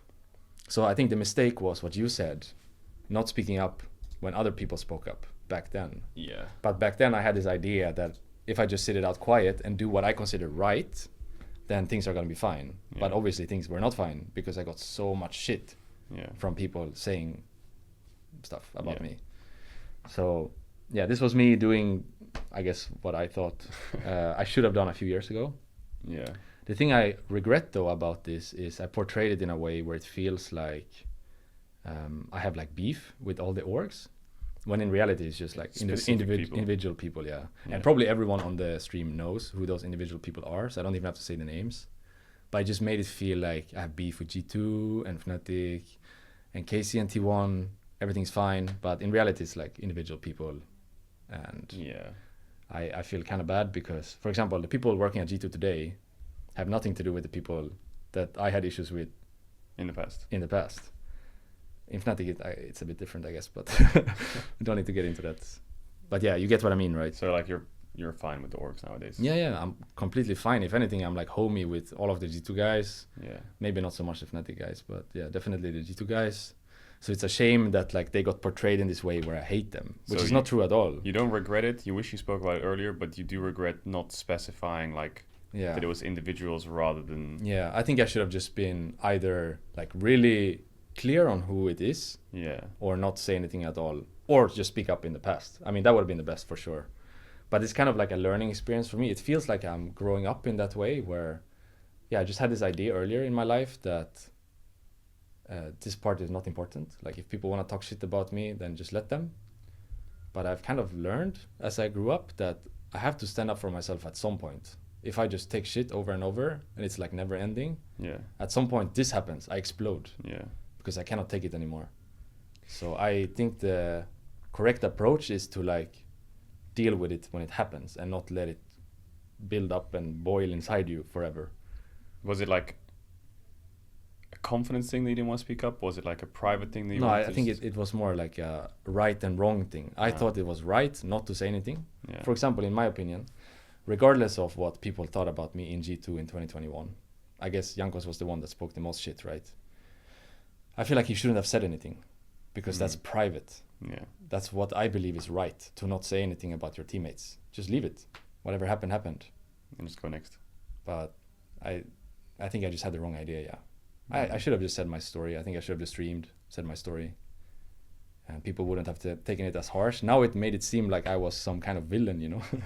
Which wasn't true at all. We were like having a pretty decent year, of course, for the standards that roster was put together for, which was winning Worlds. We didn't have a good year. But if you think about it, we actually had a decent year and we failed at the very last hurdles of each split. We were good in both regular seasons and then we failed in like 3 best of 5s and that's it. It was a very different structure to the year than it is today, like the system of LEC. I think in today's LEC we probably would have made Worlds anyway.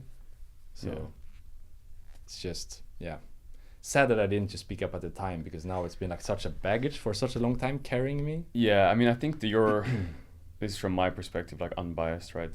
You don't really use social media that much, right? No. Like you follow like one person on Twitter, which is like your jerseys and stuff, and then you don't like tweet much.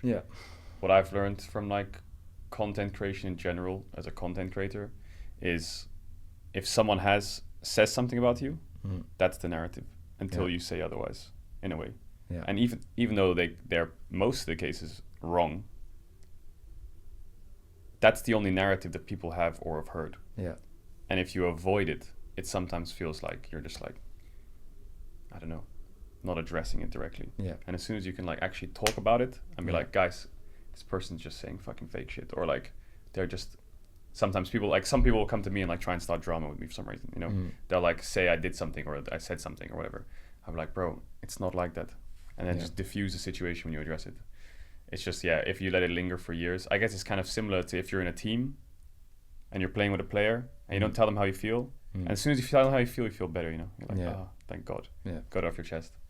But I think it makes sense. Like, you can only take so much, right? It's only, I mean, you took it for like 3 years.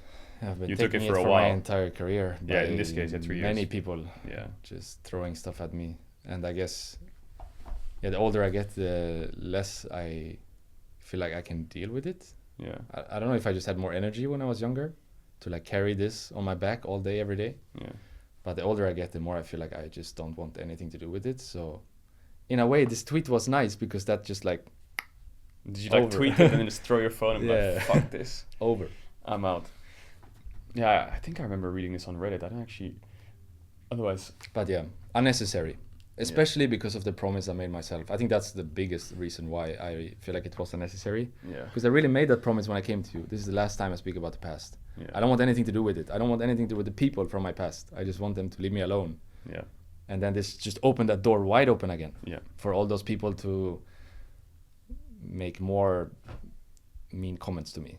You understand what I mean? Like this just widely opened that door again for all those people to come back and say shit about me. So I really regret doing it because I want it closed forever and I don't want anything to do with them. So here's me making that promise again. Now you close the door. You close please. the door, close that chapter, and just move forwards. No more past talking. Deal? Deal. But I saw this comment as well from Neon that like he also shared some things happening. I mean, everyone's been a part of their shit. And I guess most fans know these days that no team is like perfect.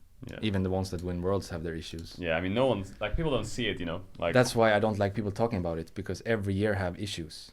Every year, every team. There is no team that goes through a whole year without stuff happening. It's not gonna happen for like our team gonna either. Have issues. We're gonna have issues as Los well. Ratones is gonna have arguments. We're gonna throw shit at each other. It's gonna happen sometime. Could be early, could be late. But it's gonna happen, for sure. And we just gotta go through it together. But the difference is ours will be on stream, so Yeah. it's not going to do with like keeping it private, unless we have off-stream discussions that are like more Which private. we probably will as well. Yeah, we probably will as well. But the chat's going to be involved. So that's that for that. That was the only thing I really want to talk about. So I'm happy we got that off. And maybe I didn't portray it in the right way, but yeah, I guess they probably won't listen to this anyways, but I just want the orgs and the people there now that have nothing to do with this to not take offense, you know? Yeah. Because I think it's just very few individual people that have been assholes. Yeah. That's it. Yeah. I mean, the scene has some. Yeah. Has. And probably every workplace in the world has. I'm surprised if those guys don't exist everywhere. I think maybe if you're at Chatterman's, you're at a work and someone like takes credit for things you do or belittles like your work and discredits it despite you working hard on it, or like make shit up to your boss to prevent you from getting something. But I swear, I've heard like some of my friends work in like the industry and like corporate industries and like stuff like that. They complain about those people all the time. Yeah. I feel like that people just do that, right? People will benefit from your fall. Yeah. You know what I'm saying? Does that make sense? Yeah. I don't know how to describe it, but yeah, I feel like that's a classic. That's They why like- I think it's important to surround yourself with people that you actually trust. Yeah. Which is why I really wanted to be in this team. I didn't even consider another team because I knew I could trust you guys. So it was clear to me that in this team I will not have these kind of issues. And if I want to find this like happiness in life, I cannot have these kind of things happening because this destroys everything, you know? Yeah. If you work hard for a whole year and then the year ends and everyone's throwing shit at you, Yeah. what did you even do with this entire year then? It needs to be like everyone trying their best and wanting good for each other. And then if you don't win, it's not like you're going to throw shit at each other. It's still like, Yeah. we did this together, we lost together, and that's it. Yeah. That's what I want. And I know I will have that with you guys. Can I ask you a secret question? Yeah. You can refuse to answer this. Yeah, go. Were any LEC teams talking to you for the off season this year? Yeah. So you had some. Yeah. But Potential. I don't want. Yeah, don't. No. Not. You didn't like the teams. Well, like No, not it that was sounds just weird, that but like I was just not interested in LEC that much. yeah. I feel like the league has been on a downfall anyway. And I just thought like a break was much more interesting actually for my life, not for my career, Yeah. of course. Would you ever? Or go just back? continue in Korea. So Would you go back to LEC? yeah, I mean depends on the situation, but I'm really traumatized from last year. Yeah. So I'm scared to go just to go because that's how it felt last year. You just I went had- because you wanted to. I had two options in Vitality and Fnatic, and I obviously chose Fnatic, and we've already talked about this, so Yeah. we don't need to go into Don't need to detail go about into it. detail, yeah. But I felt like I rushed into it, you know. I could have easily stayed in K-Corp and done a better job there and planned for the long term instead of like rushing back to the LEC.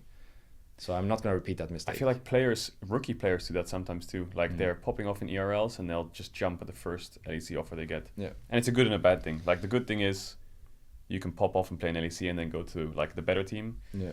The bad thing is if you have a bad showing in the LEC, you get cut really quick. Which is what happened to me. Yeah, and it's happened to like a lot of rookies as well. You know, they come in one split, gone, Yeah.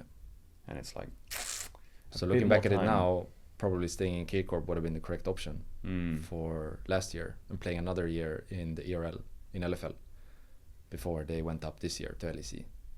yeah, But I didn't see it that way back then. I just thought I have to get back to the LEC as soon as possible. I had this thing in my mind where it's just Gotta go so back. important to get back. yeah. But actually it isn't. Mm. So I'm kind of in the mindset now that if it happens with the right people, absolutely. But if it doesn't happen, I'm fine with that. I don't think I need it to be happy in my life. But I'd love to do it. I mean, with the right people. Yeah. It's cool, you know. But it has been on a downturn now for the last few years. At least from the outside, that's how it's been looking. So I hope that if we go together, for example, one day, that we can like make 2026. it hype again, you know. 2026 lost Ratones. Well, I'll go mega I hard. want people to be excited for LEC again and not whatever has happened the last couple of years. Yeah, It's been kind of sad to watch. yeah.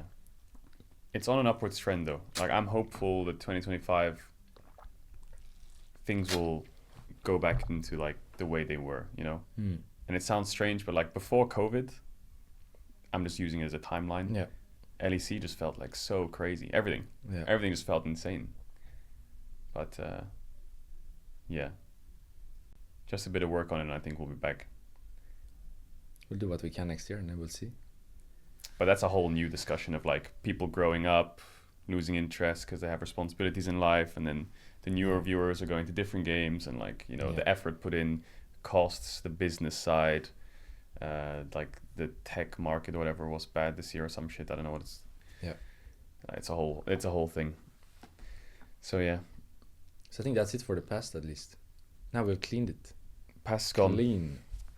Unless there's something you guys are There's wondering. this guy. I'm gonna ask you one thing before we continue. Yeah. This guy has asked about 50 times about your skincare routine. Oh, I do a bunch of stuff, yeah. He's been asking since an hour ago. I saw his message every 30 seconds. I do a bunch of stuff, yeah. What your skincare routine is. So, I'm not sure what all the products are called, but I have like a 4-step in the evening and a 3-step in the morning. Damn. So twice a day. I just splashed water on my face. That's what, I think it was Baus that said he did that as well. I asked him. Baus has got a skincare routine? Yeah, the water. Oh. I just splashed water on my face and wake up. That's it. But yeah, I do some stuff, yeah. Okay, so I guess it's like face wash, moisturize. I lived in Korea for a year. True, actually. Oh, you lived in Korea, bro. Their skincare is crazy over there, right? But now I'm growing out the beard, so we'll see how it goes. It's Oh, hard yeah? to do skincare with beard, you know? It just gets stuck in the beard. Yeah, I would never know. I can't even grow one. What happens if you grow one? I've never seen it with one. I think. This is like maybe a little bit more and I'm maxed out. Mm. Just look a little bit like I've got pubes on Do my you face get nothing and I'm on the homeless. cheeks? Nope, nothing. So just you get a mustache? And Just then, here yeah. and here. I can't grow shit. But Ramon made a deal that if we beat T1 and G2 loses, he shaves his mustache. So he shaved. Well, he's going to have to. I gotta see a picture. Because the counter deal was if they won and we lost, then I'd have to grow it for 2 months. Ooh, Which, I mean, to be honest, it would look the No same as problem. it does now. I got you. So you carried me with that Jenna. Yeah, no problem. I got You you. blew away his mustache. Do some IRL con in the future? Yeah, we'll do some IRL con in the future when we go to like finals and stuff. What have we talked about so far? It's exact same as last time. Well, we're sitting 2 here hours and in almost. I thought like, yeah, it's gonna be hard to find topics to talk about. Yeah. It's 1 hour 40 in. We haven't even talked about like our team much. Bro, What have we talked about? Let's talk about our team. Just know that if any of our teammates is sick, I'm subbing in. Okay. Yeah, but that's fine because you're a good player.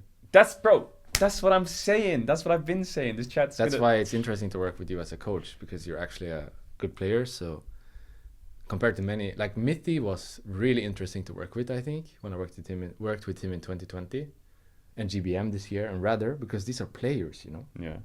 like pro players. Yeah. So I can really talk stuff with them. And I think the same with you. So I'm pretty excited to work with you. You just wait till you see my Zaya bot lane, buddy. When You Crown is up. play AD? I dabble. I got like 700 dabble? LP AD What does in like dabble mean? 2021. I dabble. I dabble. I do a little bit of AD. My Ezreal. I dabble. You excited? You like the No, but if AD is missing, you go support, I go AD. You don't play deal. My Bard comes back. Deal. We'll take that. I think the group we've assembled for the team is great. Yep. I think they're all... Yeah, I told you this earlier when we were traveling, but in some way we're 3 rookies. I'm a rookie because I'm on my soon-to-be 2nd year as support. Mm. So even though I have all these years of experience, it feels like I'm relearning the game, you know, and the champions. And there are some champs I don't play. I've never played them, so I need to learn them from zero. I guess you've got life and stage experience, but gameplay-wise, in your individual role, you're classed as a rookie, kind of, yeah. Yeah. And obviously Velia is a rookie. Yeah. And Baus is a rookie, even though he's 25. People don't like the quotation of Velia being a rookie because he's been playing for 4 years. But that's a lie. But that's a lie. Like, Yeah, it's a lie. Chad, I did an interview with Velia before he joined the team. I was like, you've played for 4 years in ERLs. You're okay? Like, what's the problem? What's been going on? He's like, no, it's just my Leaguepedia. Like, I make teams with my friends, play in tournaments, and then we disband the team. And they just play, like, random tournaments every now and then. He's like, I never really, like, gone pro in a team apart from one. And I was like, okay. So you kind of are a rookie. So, yeah. He had 1 proper team for 6 months, I think that's it. Yeah, I think that's what he said. 1 proper team. So Or he's two, actually a or rookie. 2 proper teams or something. And Baus is obviously a rookie. He's 25, I think, and he's played the game forever, but he's never touched pro play. Bro, So he's a rookie. I don't give, like, I know you said he's 25 and you didn't really mean anything behind that, but just a quick thing, by the way, for Chattermans, age is so useless. Who cares? Like, Baus is 25, so what? He could clap all these fucking 18-year-old, 19-year-old, 20-year-old, 21-year-old top laners. I actually see it as a positive thing. Yeah, just because he's 4 years older, don't give a fuck, man. Like, who cares? Yeah. Like, League is gonna age like CS aged, where you'll have players in their 30s who might not have the mechanics, but their brain just is their strongest advantage. And although you might not have like the minute mechanics and trading patterns, you'll just be calmer in important moments and you'll know the game better. So you'll have extremities of like the donks of the world, the 17-year-old insane mechanical gods, and you'll have the Carragans of the world who are like 34 and fucking good at the game. But even though their mechanics aren't the best, they're still like top of their game. So bro, if you're 20, if you're 28, if you're 32, whatever age, I feel like you've got a quality to you as a player, and that's what should be looked at. If you have 5 30-year-olds who are all like smart, you might have a problem. If you have 5 18-year-olds who can click but they can't talk, you have a problem. It's just a balance. That's all that matters. It's not about I want to sign the next caps. It's like, how can I sign the next caps and put a good team around him? I don't need 5 17-year-old capses. I need 1 17-year-old caps. So I'm not just going to not sign someone because they're 22 years old or 23. Actually, I think it's a positive thing that he's 25, because even if he hasn't played any pro play, he has so many years of experience playing the game. And he's probably more sure of himself than if he was younger. Like, it's not as chaotic, even though he's chaotic, if that makes sense. Like I feel like he has confidence in himself, you know what I mean? That probably comes a bit with the age as well. So he's a rookie, but he's a bit older, so it's actually nice, I think. Like, he has this freshness that a rookie has, where he's like really enjoying the game and laughing when we're playing. But he's 25 and sure of himself, what he wants to do and how he wants to be a person and all that. So it's nice to work with someone like that. I mean, he's an MSI champion. And our X Factor. He is Bro, I think you're our X Factor as well with your champ pool. Yeah, but it's, I don't know, it's rare to have someone like Baus on your team. I feel like top laners are usually the safe kind of guys. They just don't do much. Yeah, they just like super chill. At least in Europe, it's mostly tank players. Some carry players, that I've seen over the years. And some very few carry players, that actually risk it. And Baus is this like completely new version of how a top laner can be. And it's so nice to play with, because he just like exudes pressure top, and either they go and gank him, and he dies, or he's just gonna take over. Even if he's dying, he's like sort of pushing the map forward, right? So for example, yesterday when we played, there were moments when they're like going after him, and I get the chance to just run in, ward everything, and gank the other side, and it's for free because they're down there on the Bowsy. It's so epic. So I think if you use that the right way, it's really nice to have in your team someone actually exuding that pressure from the enemy team, and not just playing safe at all turns and tipping back to his lane. Yeah, I told you this on the train, but like, I thought Baus was good, but then I saw him play against Adam, and I was like, let's see it then.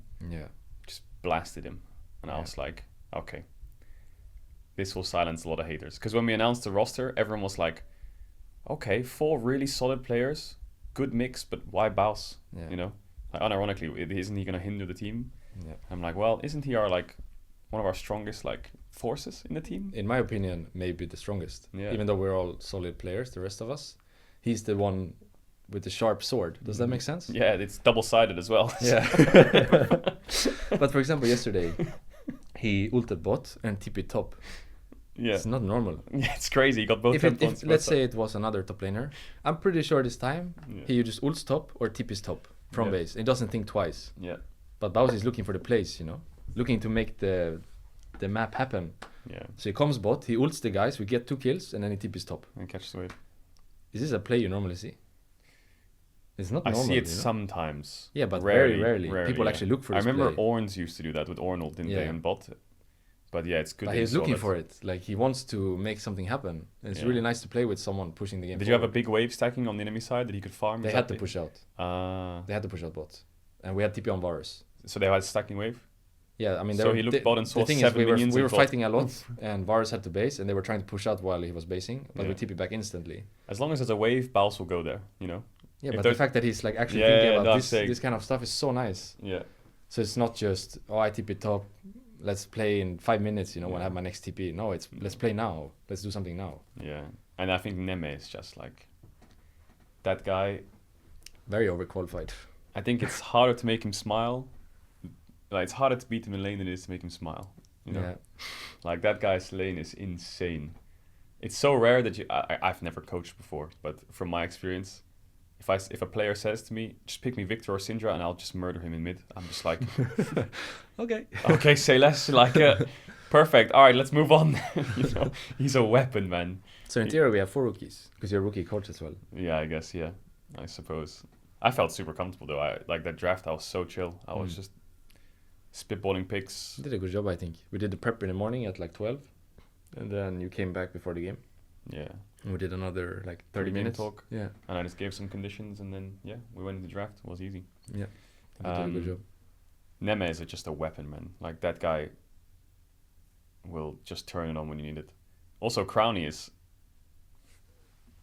pleasantly surprised me a lot, I think. Also overqualified? Yeah, overqualified for like what we're doing, but like it's just these players should be in LEC. Yeah, it's crazy that they're this is the thing. Like shout out to all the general managers out there who didn't sign these players in the LEC. Like holy fuck. Absolutely insane. You guys saved us. We got Nemesis, Crowny, Rekkles. Are you serious? I mean, I didn't want to, but yeah, true. The fact that like Crowny had to sit out all of last year is just completely nuts. Yeah. He was one of the best players in 2023. He was at Worlds last year. Wait. They almost won a split. No, he sat out this year. He sat out this year. Yeah. So last year he played against me, and he was like by far the best AD in spring. He went to Worlds. He had a pretty good winter, decent summer. I think they were 4th, and his Worlds showing wasn't like faker level, but it wasn't bad either, you know? Yeah. And then he has no team for this year. How does that happen? I don't know. How do you go from one of the best to not at all? I didn't speak to him about it. Sorry. But he's I get angry. I get it because it comes from a place of like wanting the best for them. But there's only 10 slots, right? And sometimes. But he is top 10 Europe. Yeah, I think so. Easy. And Neme as well. Yeah, but I think Neme maybe doesn't want. Neme is also a little bit different. Similar to you, I think he'd probably declined a lot. Yeah. And wanted to stay in his like streaming lane and like grind. But Crowny is just it's nice for me. I get to play with Smashy and Crowny on my debut support years. Don't have to I don't have to chill at all. I can play for my lane from level 1. It's really nice. Yeah, we got some stacked players. And actually, like, no offense to like my. Actually, I don't know. We don't have to mention that part. But okay, actually, do it. Let's Is do it passed again? Yeah, a little bit. Oh so, no, we're back. The last couple of years, I will say I haven't had the like strongest laning partners or support players when I played AD. I think my last like really good support was Mickey 2021, and that was it for the last couple of years. So having someone like Smash and now Crowny just like elevates my game, you know, because now all of a sudden I can play for my lane. I don't have to just wait. I can just like start the game and go. And it does such a big difference, I think, in today's League of Legends to be able to start the game aggressively and not have to wait for plates to fall and please don't take our tower. You understand what I mean? Yeah. Because that was very much 2022 and 2023 for me. Bro, watching you and Hilly back in the days.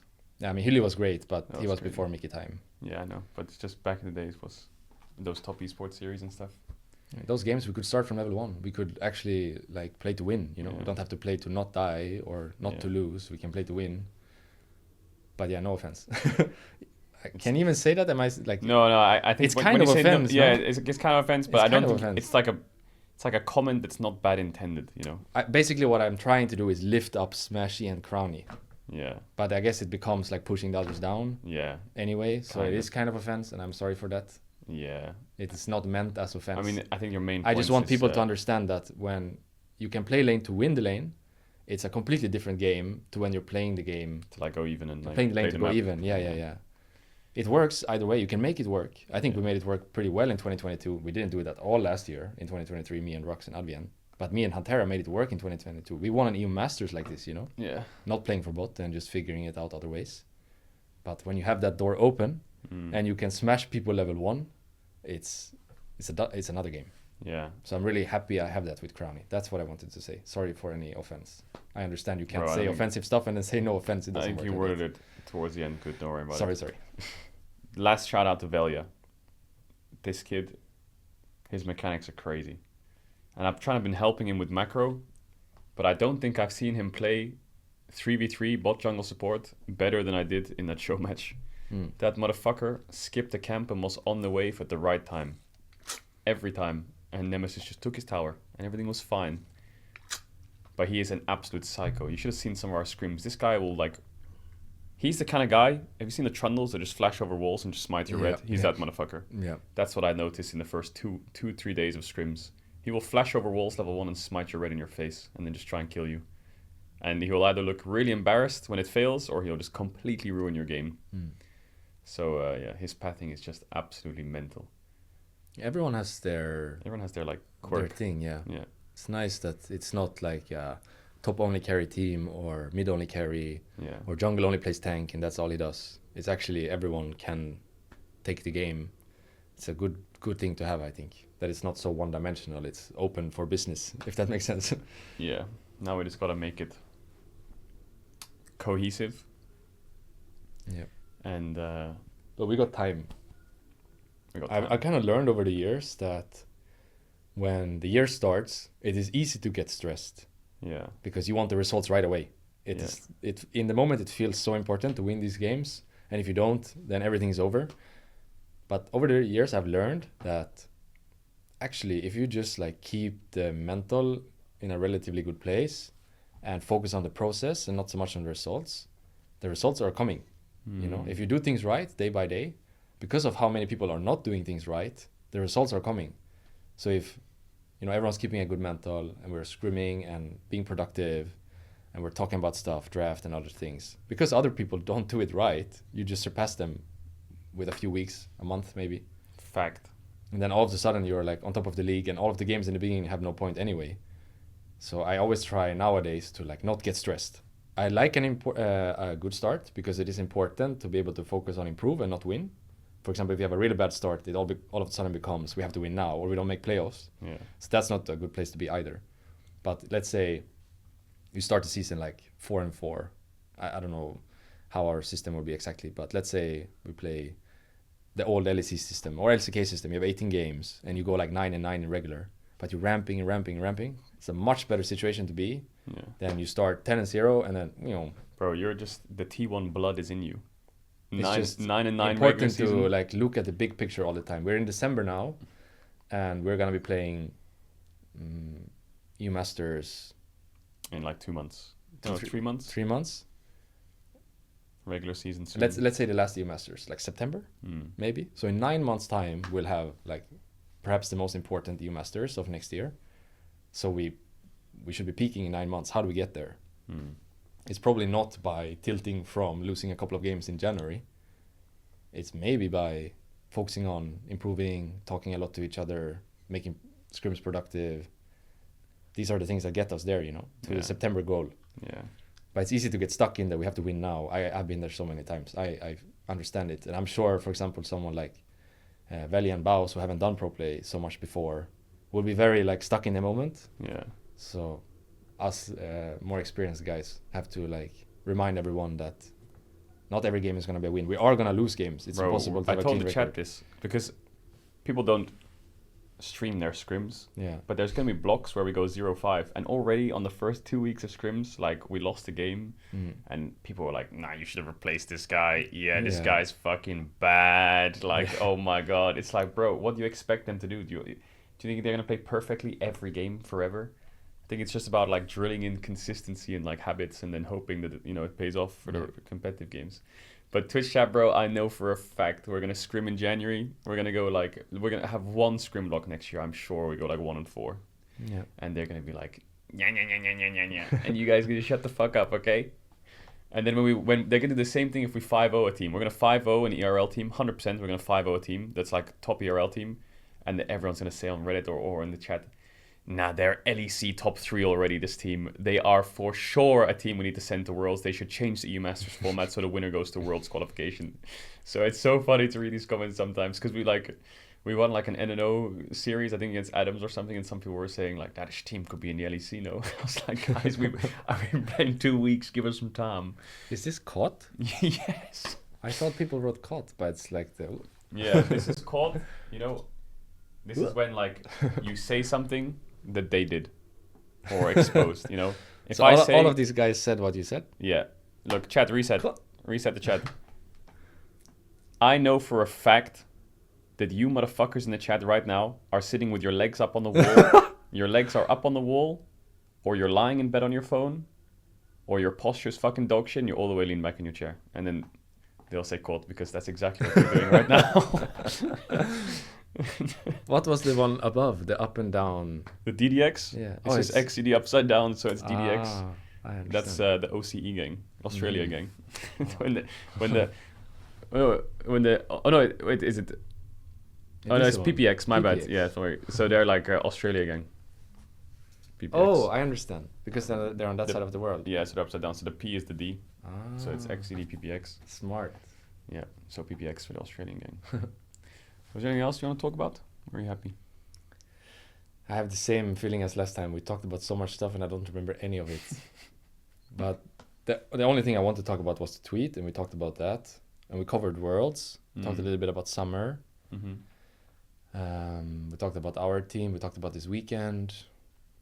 Maybe if you have anything, like any future stuff you want to talk about. Like, for example, how did this team happen? Have you talked about it on stream? Yeah, a few times. Just A few times. started as a meme and now we're here. So I don't know. I have some plans for what we're gonna do next year, like some really cool things we're gonna do. Can't leak anything yet. It's like cooking, but yeah, it started as like a meme and now it's insanely big. So yeah, Is it going the way you wished it would? I had no idea how it would go. Mm. I actually thought no one would be interested. Sometimes I was Mm. like, "Is this a good idea?" I feel like no one's gonna be interested. Mm. But the support was absolutely like unfathomable. Like you can't even believe how many people were watching yesterday in the game. Like it was How many viewers did you have yesterday? like 250K for our game or some shit. I was just like absolutely mind blown. So yeah, I don't know. The support's crazy. It's just like the thing is, I get very self-conscious sometimes in the sense that everything's going so good now that how do I keep living up to it? You know, Yeah. how do I like keep one-upping? Yeah. You know, It's hard to one up a because Red as Bull soon event. as you, yeah, 1 Against month in, T1. it's like 250K. You play against T1 on a stadium to 30,000 people. Like, how do you keep topping that? Yeah. You know, because anything below is like, I see what you mean. So I'm trying to figure out how I can just When keep did you doing come up like- with the idea? Do you remember like around what time? like in June or July. June? And you asked me in like late September maybe? Yeah. Or maybe I don't need to top it, chat, but I need to like, I want to keep delivering, you know? I want to keep delivering like awesome shit for like you guys and for like the viewers to like see crazy stuff. So yeah. I'll figure out those things. How do you visualize the future? I would say find a way into LEC. That's your vision? Do you have a timeline that you want to follow? I For feel like- example, what I said before about K-Corp, I made a mistake of rushing into it. So my advice would be don't rush it. No. It's going to happen. I think that's Probably just, at some point if you do things right. So Yeah. just let it happen by itself yeah. and take it slow. Rather, I think, slow and steady than rushing into it and not being ready. Yeah. Or like buying into a project that many teams seem to be doing these days where they like team up with another team and it seems like a bit of a mess. I don't know how your impression is with that. But I don't think I'll rush into it, but like I don't think there's any other direction that you can really take it. Like I want to make insane content.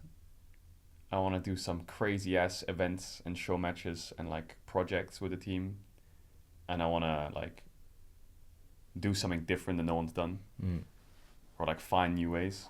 But I think eventually, like I got lots of offers to coach in the LEC. I Like can the imagine, last yeah. like 3 years, or like from 2021 to 2023, I had like a lot of LEC offers to coach, but I never took them because I wanted to be a streamer. And I'll be open with you, like coaches, how much they earn versus streamers, how much they earn. It's like crazy for me, for my life, Yeah. to like go coaching. It's, yeah. and obviously I'm not gonna do both. Yeah. Like I couldn't do both. I I can't don't be think you can, yeah. I can't be a coach and a streamer at the same time. Like I need Unless to be you're with for the team. Los Ratones. But with Los Ratones, I can actually coach and stream. I feel like so. So you're doing something This is no one like else has something that done. I wanted to do really badly. I've really wanted to coach, like big time, but I never really found a way to do it. And now that I'm doing it, my competitive drive that it disappeared as a pro. It's like the fire's like slowly coming back, you know. Yeah. And so sometimes I'm like thinking to myself, obviously it's a crazy thought, but what if I could take a team to Worlds, you know? And like, what if I could actually? Would you ever want to play, or do you No, never play. never play? What if I could coach a team to Worlds and do damage there, you know? Like once, you know? Because I'm at the point in my life where it's like, what if I just tried like once? Like really go hard for Like it just once? fucking go for it, you know? Yeah. Like really just put every waking hour I have into squeezing every % out of players for like an international. And just like full send it. Because will I regret it if I don't try it once, you know? If you want to do it, you probably should try it at least Yeah. once. So But I don't think you should be stressed about it. No, Unless no. you have some... Do you have any stress in your no, life, I you don't feel have like? any stress about it, but I just like, I have that thought every now and then, you know? Yeah. Just every now and then it comes to me where it's like, if I go like to 50 years old and I look back, and I had lots of fun streaming for like 10 years or whatever, however long my streaming goes, and I'm like, did I not? Because best way to describe it is like, I think you don't realize how fast years go by. Yep. You always put things off. You're like, oh, I'll go on holiday. Maybe next year I'll go. Yeah. And then it comes to next year, and you're like, maybe I don't have time now. I'll do it next year. You know, you always like delay things. Yeah. And so I've had that in my mind every now and then. I'm like, oh, maybe I'll coach in like a couple years. And a couple years was a couple years ago. Yeah. You know? So if I say that again, and then by the time I get to like 40, 50 years old, now I'm like, fuck, maybe 1 year wasn't actually that long in the span of the time. Like I did have time, I just put it off. Yeah. So I always think to myself, like, maybe I should just try once. I haven't found the right opportunity for it yet, and I'm not gonna jump to find it. You know, if it comes to me, I'll jump on it. Yeah. But nothing's come to me yet. But I think that Los Ratones is a way where I can consider it if it happens. Yeah. I think the only way it could happen is through Los Ratones. Yeah, that makes so I'm not sense. chasing that goal, but it's like something that I have in the back of my mind where if we do go to the LEC one day and we do like compete for worlds, I just need to make sure that I'm ready, that if it does happen, that like I fucking like go for it, you know. Yeah. So yeah. But you have no stress with time or anything? No. Because you see a lot of pros retire. If we don't go to the LEC, sucks, but we'll see. You see a lot of pros retire way earlier than we are, where we are now. Yeah. But you have no stress with that? Like you're happy to do this into your 30s? Because we're now 28, both of us, right? Turning 29 next year? 96? Yeah. Yeah, 28. So, do you have any stress, any external stress in any way? No. Like I feel like I've had a lot of burnout in my life, you know. But do you feel burned out nowadays? Normally towards like the end of the years, like after Worlds, I feel like exhausted, like mentally, you know. Like mentally, I just feel like, oh, I'm so like, so much is going on, you know. I'm like, oh, I'm just gonna go crazy. But I feel like I've found a way to deal with burnout pretty well. I can just reset quite quick. Hopefully this is actually something that helps that as well. Like you having your own place. Yeah. Maybe in a place you're more comfortable. Sometimes people are like, what's the secret to breaking out burnout, you know? It's like, how do I deal with it? The way I see burnout, it's like you start with 100% battery. Yeah. And you go down to like 10% and you're burnt out. Yeah. When you say you're recharging the battery, it'll never go back to 100%. No. It'll always like go to 90 or something. It's like a badly... And then when it goes back to 10, the max it can hit then is like 85. And then it goes back to 10, the max it can hit there is like 75. Yeah, it's like your phone after a few years. Yeah. It doesn't really charge the same way. Yeah, that's how I see burnout. Like once you hit burnout, when you refresh, you're never back to where you were when you first started, you know? Yeah. Like that motivation and grind you have is nuts when you first start. So I feel like my burnout levels are still pretty fine. Like I think once I have like a reset and next year starting, I'm good to go. And hopefully this gives you like a more stable and like life as well. Los Ratones actually helped me with burnout. It increased my workload by a shit ton. I can imagine playing and doing all of the admin stuff behind the scenes. Yeah, it was crazy. How did you even do that actually? You played? Yeah. So a few scrims a day, right? And solo rank on top. Yeah. And then you had to like get everything going and all the stuff for Redbull. Yeah, it's like staying up to like 12 o'clock, 1 a.m. and then wake up at like 9, back on the stream. Okay. Just like the only annoying thing was people wanted to have meetings about things. Yeah. And I can't, because I want to stream from like you can't do it on stream, 9 or 10 a.m. till like 6 at least. So I'm like, can you guys do the meetings at like 7 or 8 p.m.? And they're like, we don't work those hours. We work like 9 to 5. And I'm like, can you do it from me? So I had to like try and learn support and get scrims and coach a bit. Then I had to like open up all the social media and run the accounts and make sure there was like interactions and find people for like editing and stuff. But hopefully the most hard part is behind you now. I guess the startup of everything is the harder part than once you have everything in order and it's just like putting the stream on and actually doing it. Yeah, I'm just a degenerate. Like I came back from a holiday on like the 15th November. And you were talking to me throughout your entire holiday. Yeah, and I was planning Los Ratones through the whole holiday. And like as soon as I landed, Los Ratones was announced. And then I had 2 weeks till League Awards, so I had to get all the shit you did that sorted. as well. Wait, how was that? That was, bro, League Awards drove me crazy. Like that. Leading up to it or the actual event? Like, bro, even the smallest things. I had to design like sets, you know. I had to like go out to IKEA on the day before the League Awards and like buy plants. I had to buy like all these like random furniture things. Like what would be on screen? Yeah, and then I had to like decorate the place and like it's not even things you think about. You know, you arrive at the venue that you've rented out and you're like, there's nothing. I mean, they had a couple things, but I was like, award show. So I had to go to like so many stores and buy like tinsel and all that stuff. So yeah. So you did League Awards and Los Ratones on your vacation, basically. I remember talking to you. The while problem you were on was League vacation. Awards was on the 5th of December. Yeah. And that was during the NNO Cup. So the True. 4th, we played on the 3rd, luckily. Then I had to fly out on the 4th. Then I had to do lots of set design, Yeah. host the show. And then the 6th, Fly back. fly back. No, you played from Berlin. No, I right? stayed from Berlin, yeah. And then I think we had scrims on the 6th and 7th, and we played on the 8th. So wait, so if it went another way, the cup, Yeah, it could have been a horror for us. you could have had a game on that was, day, right? That was a horror. If we lost, then I would have to have played the competitive game on the 4th, I think. Okay. But then I had to move out as well. So Mm. after we finished NNO Cup, the day after, I had to pack all my shit, put it in a van, and then you came and scrimmed. But I was moving that day, Yeah. and then I came here, and then I could relax for like a few days until the Red Bull thing. And now the Red Bull thing's Relax. done. Now I'm good. Now I'm good. The Relax. pace is good now. The variety, people want variety. The variety frogs are like, where's the variety at? They had to be on hold because there was so much fucking shit going on. But this year is basically over now, right? Yeah, this year's This done. is it. Now I have like 2 weeks where I can chill. The only thing I have to do now is like admin stuff. Like, But you have no like big and up and coming. no, I just have to like, I did a Worlds giveaway. I have to make sure that's all sorted. I did League Awards, so I have to send out everyone's trophies. Mm. So I just have to do a lot of like emailing, I guess. Mm. But you're not gonna go anywhere, staying here. No. Christmas, Yeah, I'll go back to my parents, I think, for a bit. parents, New Year's. New Year's, maybe I'm gonna stream. Oh, Maybe we'll do a New Year's stream with the Rats. you're gonna be live like all evening and Yeah, I think I'll do a 12? New Year's stream because I'll sweet. do a There's New probably a Year's lot stream. of people out there that don't have any plans, so they're gonna be happy to see you. Yeah, I don't have any Not. plans either. So why don't we have plans, chat? Me and you on a New Year's. Maybe some Mario That's a Kart. cool idea. So yeah, that's it. So grind super hard next year. What's the first thing that's happening next year? We're playing in the ERL, so we're gonna start scrims. Not for you. Any big things coming early in the year? I got LCK and LEC and LPL co-streaming to do. But that's a little bit later, right? It's not like right after the New Year's. Oh no, right after the New Year. So you probably got like Christmas and New Year's, kind of chill. Well, you probably do the stream then on New Year's, maybe. Yeah. And then after that, a few days to Still chill. Yeah. still just normal chill. streams. Nice. I'm so excited for this. It's the first time since. So I left home summer of 2013. Started playing pro summer of 2012. Yeah. And after New Year's, like the 2nd of January every year, I would take my suitcase and I'll go.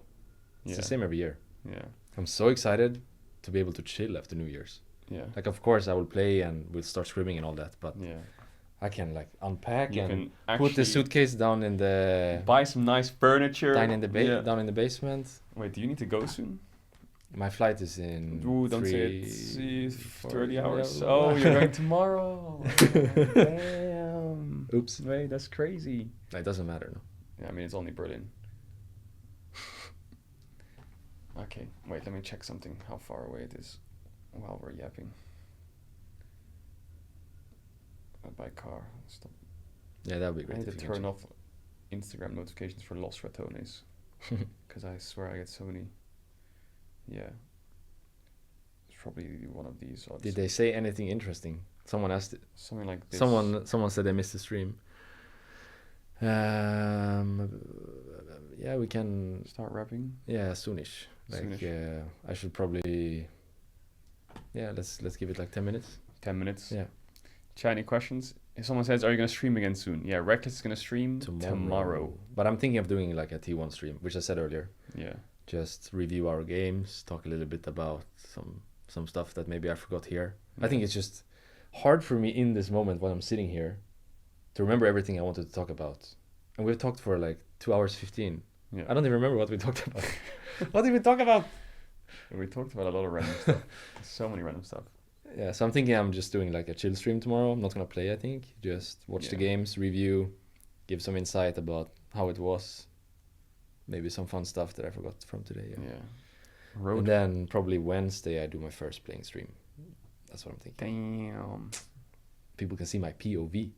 Pro view. Pro view.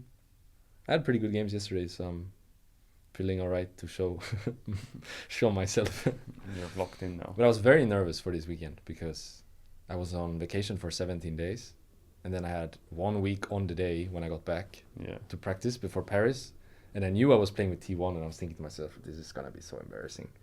People have high expectations, of course. I'm playing with the main team, and I have 1 week of practice with 20 days off. How am I gonna do this? And then all of a sudden I'm playing really well, all 3 games. I of course had some mishaps, but I actually think I even said before the 3 games, I don't know if it was to you or someone else, I have to just enter the mindset where I cannot play 3 games perfectly and keep a strong mental throughout all games. Because it's impossible to play 3 full games with different teams in different formats. Like I was playing 81 game and sub 1 game and keep it perfect. There are gonna be mistakes. And I think I did a good job of like managing my energy levels and keeping it together for all 3 games. So happy with that. Happy to show my play on Wednesday. If we ever host a Los Ratones barbecue, will you be the DJ? Absolutely. What kind of music do you want to listen to? Bro, I don't know. I'll get you a spin deck. You just go crazy. I have one myself at home. And we can live stream it to the Rats as well. The Los Ratones barbecue live stream, Rekkles DJing. Hey. Subtif. And I'll be the cooker. Subtif. I'll be the cooker. Yeah, we can have it as a celebration when we win new Masters. A nice summer barbecue. Yeah. I mean, Baus can bring his baddies. It would be cool to bring you guys to Sweden at some point, if we could ever organize that, something like that. Because now we went to Disneyland, right? Yeah. And we went on the rides. Disneyland was fun? Yeah, it was really fun. And I love Disney and stuff, so that kind of environment is very like, ooh, you know? Yeah. You get like warm inside being in that environment. But I thought the rides were kind of boring. Like the and Pirates of the Caribbean one was disappointing. I think all of them were kind of disappointing. Not that it wasn't fun to do it all together. I really loved it. But I want to bring you guys to Sweden at some point, because in my city there is a theme park called Liseberg. Lisebergs. It's what you say in Swedish. Lisebergs? Liseberg. It's what you say in Swedish. It's a theme park in Gothenburg. Yeah. And it has like really cool rides. Much cooler than that. Already? So I think it will be a fun thing to do all together. Damn. But is it like, are we talking like yeah. Oh my like god, that. man, what the hell? I don't know if I can do that. I think it would be fun the to do Star together. Wars Disney one was already scary enough. That's made me no, scared. it's more than that, yeah. Oh my god. And you have these like free falls where you're like really high above. How tall do you have to be to ride the ride? You're fine. Oh my god, man. Just stop saying soy, it's scary. It's scary. How would you pronounce it in English? Liseberg? Liseberg. Liseberg. Liseberg? Liseberg.